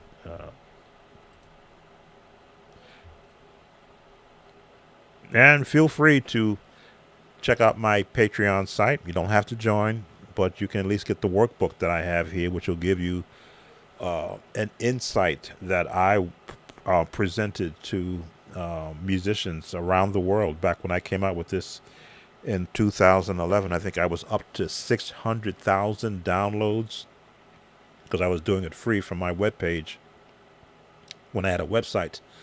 And there were so many downloads, it pushed my web page into a astronomical pricing because of all the bandwidth.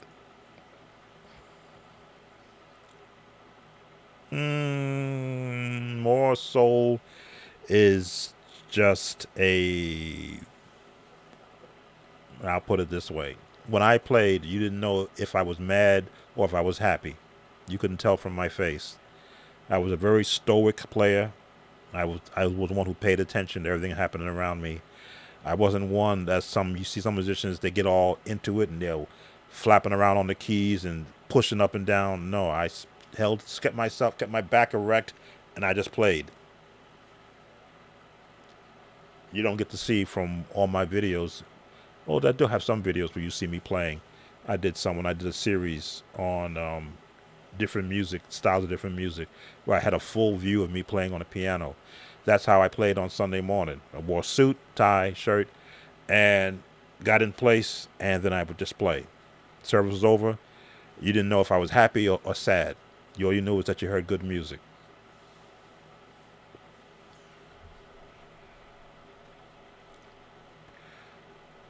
So the more soul is just how harder you strike a piano, how louder you turn up the volume on an organ, how many drawbars you pull out. The technique in which you use to articulate the music that the person is hearing, they want to call that, again, they use the term anointed playing. To me, I'm playing music without sheet music in front of me. Yeah, hymnal, just so that I can know that there's 4 verses to the song, and to each verse I had to do something different so that the song did not become stagnant in this playing. But yes, I'm not sure if you're new to my website, but if you are, there are videos as far back as 2006. Yeah, when I first started playing. And you will see that the style of what I instruct in is still relevant from 2006 to today. When I do viewer requests, I'm generally learning songs I didn't have to learn because I wasn't required to. But I'm showing the techniques that what I've been doing to help me to understand the nature of the theory behind a song's construction. That's what I try to present to those who are learning by ear. They use the term by ear. I would say it's by hearing. I don't bang my head on the keyboards, but I try to hear what are the notes that I can recognize from my practice. and what do I practice scales, not just one, but all of them, so that I can hear what a song, how a song is constructed from its first note to its last note. Oh, that's what I wanted to show. What also is in this workbook. I think this should come up.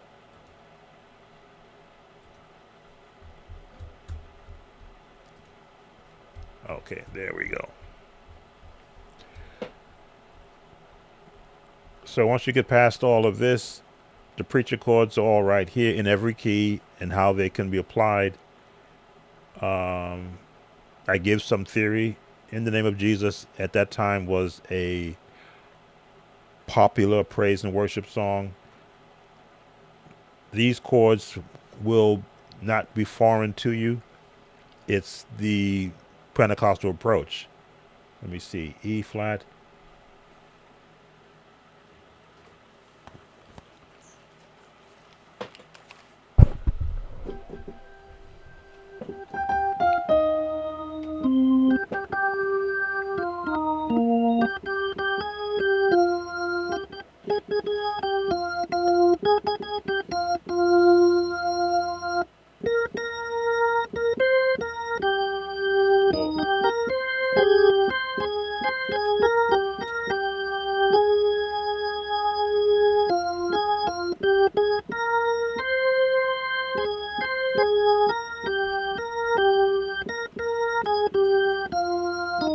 Now that's the melody of the song. What makes it church is what style of music you're going to apply to it. Now, if you do hymnal, you have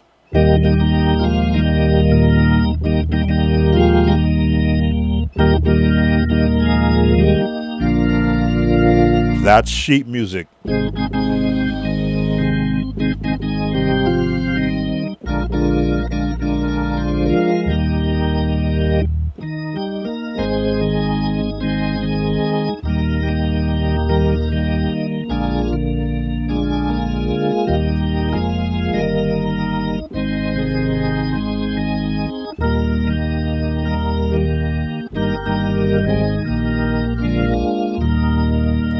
That's sheet music. That's what's written. You get frowned out of a Pentecostal church because a Pentecostal church don't want to do that. A Pentecostal church wants to do. Let's see if I can pull up my drummer.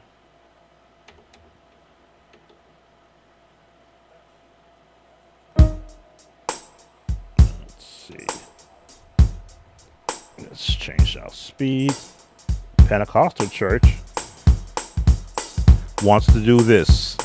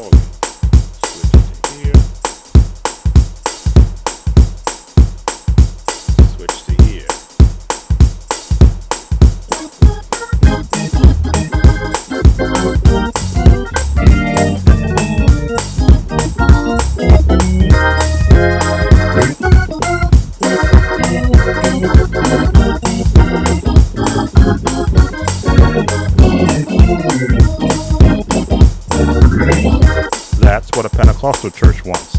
It's nice to see it on sheet music, but they want the song to bounce so they can hand clap.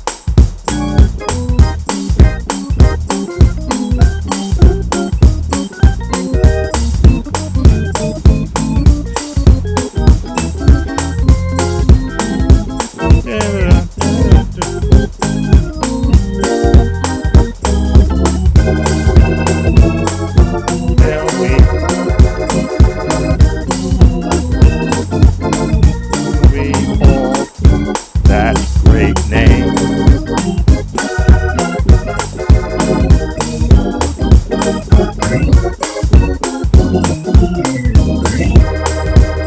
That's what a Pentecostal church wants. They want to feel happy when they're singing songs like that. So what I give is on my channel, I give that approach so that a musician that is not familiar with the style of traditional music that suits a particular congregation, not that the other version was bad. It wasn't. It was musically correct. What I just added was jazz. Now they'll call it soul, they'll call it anointing, they'll call it the spirit, but it's jazz. Contemporary, well, not contemporary, but traditional jazz turns, the passing tones, the climb, the improv on the minor, improv on the major, improv on the seventh, which is just runs. Again, I have a whole different approach to music than what a lot of musicians do. They think that they have the interpretation that they are given from above chords to bring out a song. I didn't look for them from above. I looked in a book. And in the book, I saw the name of a chord, how it's formed, how it sounds. I practiced that chord, and then I applied it to the generic music that I was tasked with playing in the Pentecostal church. So can we go back to here? Okay. So I tried to give there we go, information that would be suitable for a musician who is of the advanced level playing organ in a church. This is a good one to learn. Kirk Franklin's, someone asked a question. Now, this is a generic, watered down, how can I put it? Transcribed version for singers. Nowhere does it has the chords that are in the song there. As you see, there are no chords highlighted. Let me see. You don't see my mouse, do you? No, you don't see the mouse. There are no chords highlighted, which means you'd have to listen to the original song. Was it E flat still? Listen to the original song to hear what were the chords that were the Kirk Franklin chords in the song.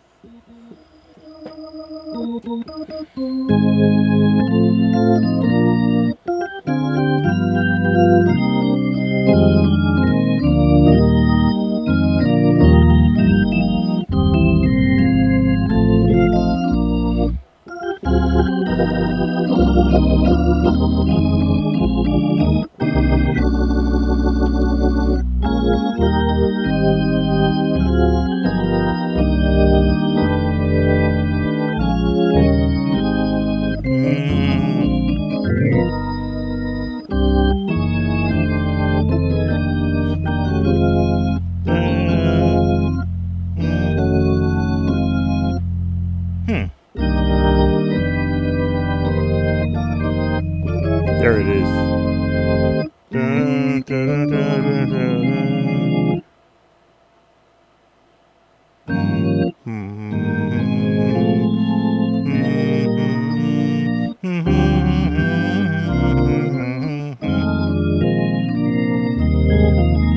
So you'd have to have been in the beginnings of the Kirk Franklin era to be able to hear the chords that were placed around this song. Now, can you sing it like this?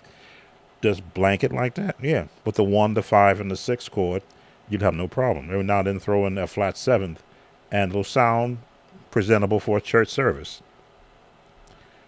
The praise break page didn't come out well. Where are my chords coming from? This is the holy grail for the chords that I play. Now, do I go back to this chart every now and then? No, because I've already exhausted most of these chords in everything that I play. But if you want to know all the chords from this booklet, because there are many other chords, but the ones that will assist you in learning church songs And Gigi, if you're still here, if don't know if you've gone to my site and downloaded this not yet. If not, you want to know the chords that I play in every key. Here's where my knowledge grew. Not just the generic chords, but all of these chords, not just in the key of C, but in D flat, in D, in E flat, in E major, F, G flat, or F sharp for those who be technical, G major, A flat.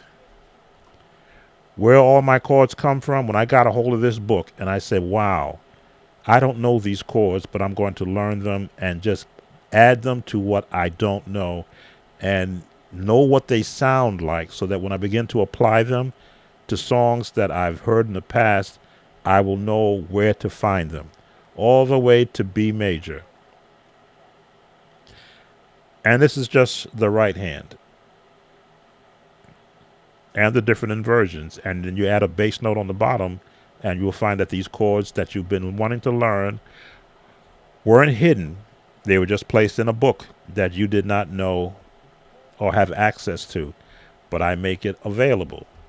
I made it available to anyone who wanted to listen. Hey, look, I've been here and I've kept everyone here. Let me see how many are still, 10 more people still watching me. I appreciate you spending time with me today. As I said, I've got a 8 o'clock, actually 6 o'clock their time, be 8 o'clock my time, a consultation already scheduled. So I need to eat, number one.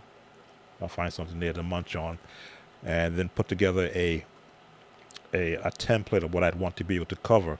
Generally, when you do a consultation with me, and I don't mind saying this, I do charge for a consultation, because an old adage from my day is still applicable today. Time is money. When time is gone, you don't get that back. So I give away so much free information to encourage a musician to know that you don't have to rest on 4 or 5 chords as they do today, but there are hundreds of different applications to scales, chords, and the dissemination of music. Even just listening to classical music, you'll learn a whole realm of understanding of what in that particular time it was written, what the chords were. I often would say, if you never learn hymnal songs, you're missing out on half of the chords that you're hearing now today. They're in a hymn somewhere. Reason Why I Sing may have been just generic notes. The original chords from the song, no one really plays, because they don't have a reason to have to play them.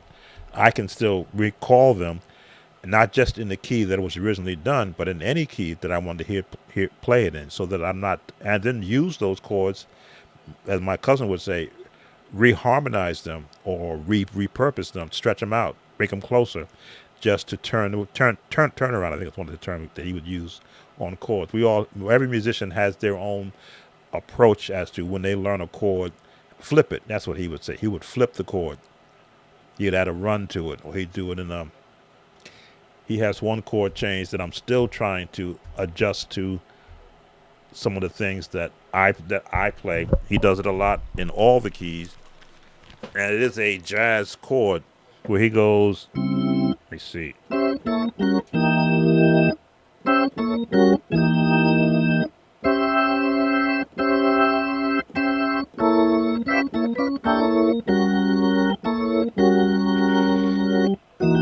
Now,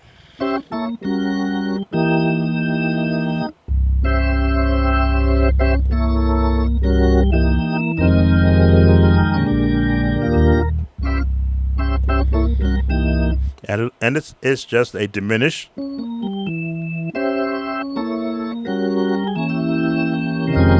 resolve it.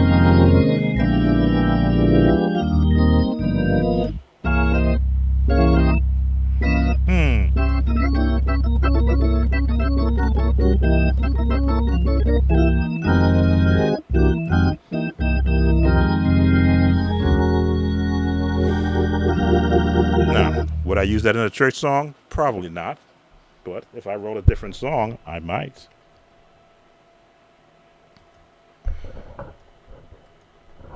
I might. So I still, every now and then, remember to go work on that and then try it in a different key and then go a different direction with it. It's all about getting comfortable and then making yourself uncomfortable by playing different music. Well, again, I want to thank everyone who has been sharing with me here today on this live stream. I'm going to try and keep Saturdays as a fixture for going live so that I can hear from you, those who do watch the channel, and hear from those who maybe will see the restream. I don't think I've done anything that will have YouTube coming after me, but if they do, we have an understanding as to how to correct that issue. Are there any questions before? I'm just verifying I didn't miss anything before I close this stream. I used to always, and I still do that, acknowledge those who have come in and by commenting made the stream what it was. Igor, welcome to, thank you for coming. Ivan Hall Jr., let's see, Elizabeth Boyd, Tri-Stone Network, Physics, Ball Art, Rachel Jones, GGGGG, Lisa Tatch, please forgive me if I mispronounce your last name, Terrell Radliff,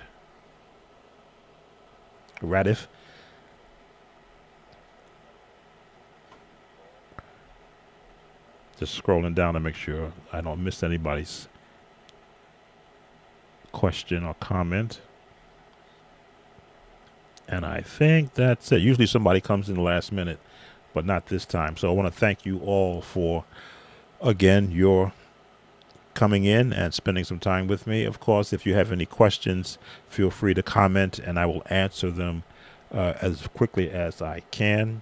Again, I try to make sure that I do take time for myself. So sometimes if it's late in the evening for me, I may not view it until the next day, but I will get to it.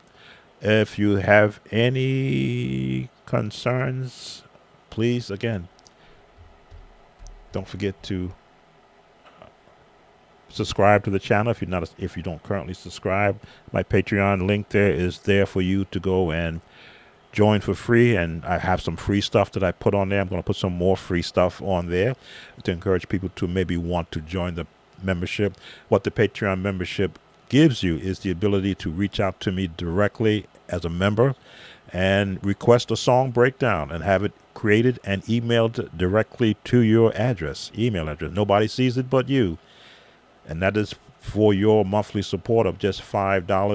$5 today is a lot for a lot of people. So that's why I'm going to be putting more free stuff on the free Patreon, just so that when things, if what I'm giving you helps you in your journey, so certainly make you more musically invested in yourself to where you want to branch off into another level of music. Me, I'm doing AI singing, as you saw. Recreating songs and creating songs that I've created just to participate in an emerging technology. I think a lot of sites, they're using AI vocals to sing into and then recreate it as someone else's voice. The software I'm using, I don't do no singing. What I do is I write in the notes using MIDI notes, and then I sculpt the sound of a paid singer to match the lyric content that I have there and the tone that I want. So that is exciting for me because it puts me in a mindset of, well, what if I wanted to sound like this? Okay, click. Oh, I don't like, go back. Okay. But what if I wanted to sound with this voice? I can pick it up to, I think I've got 5 or 8 voices on my roster. Out of the 8, only 6 sing in English and 1 does rap, which I'm still going to figure out how to do rap with that other voice. He does sing pretty good though in the lower range.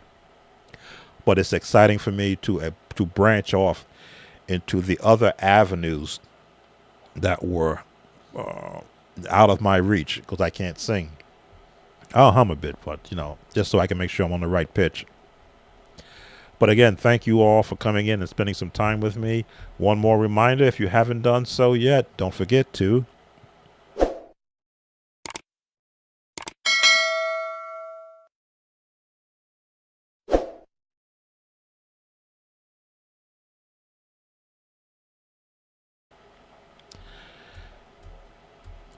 Be blessed, everyone. Enjoy your rest of your Saturday, and for those of you who are active church musicians, may you have a good Sunday on tomorrow. Take you out on one of the songs I wrote back in the 80s. Took a song down at the cross and created a song for it. There we go. There we go. So we're going to take you out on that. Take care now, and thanks for coming. Be blessed.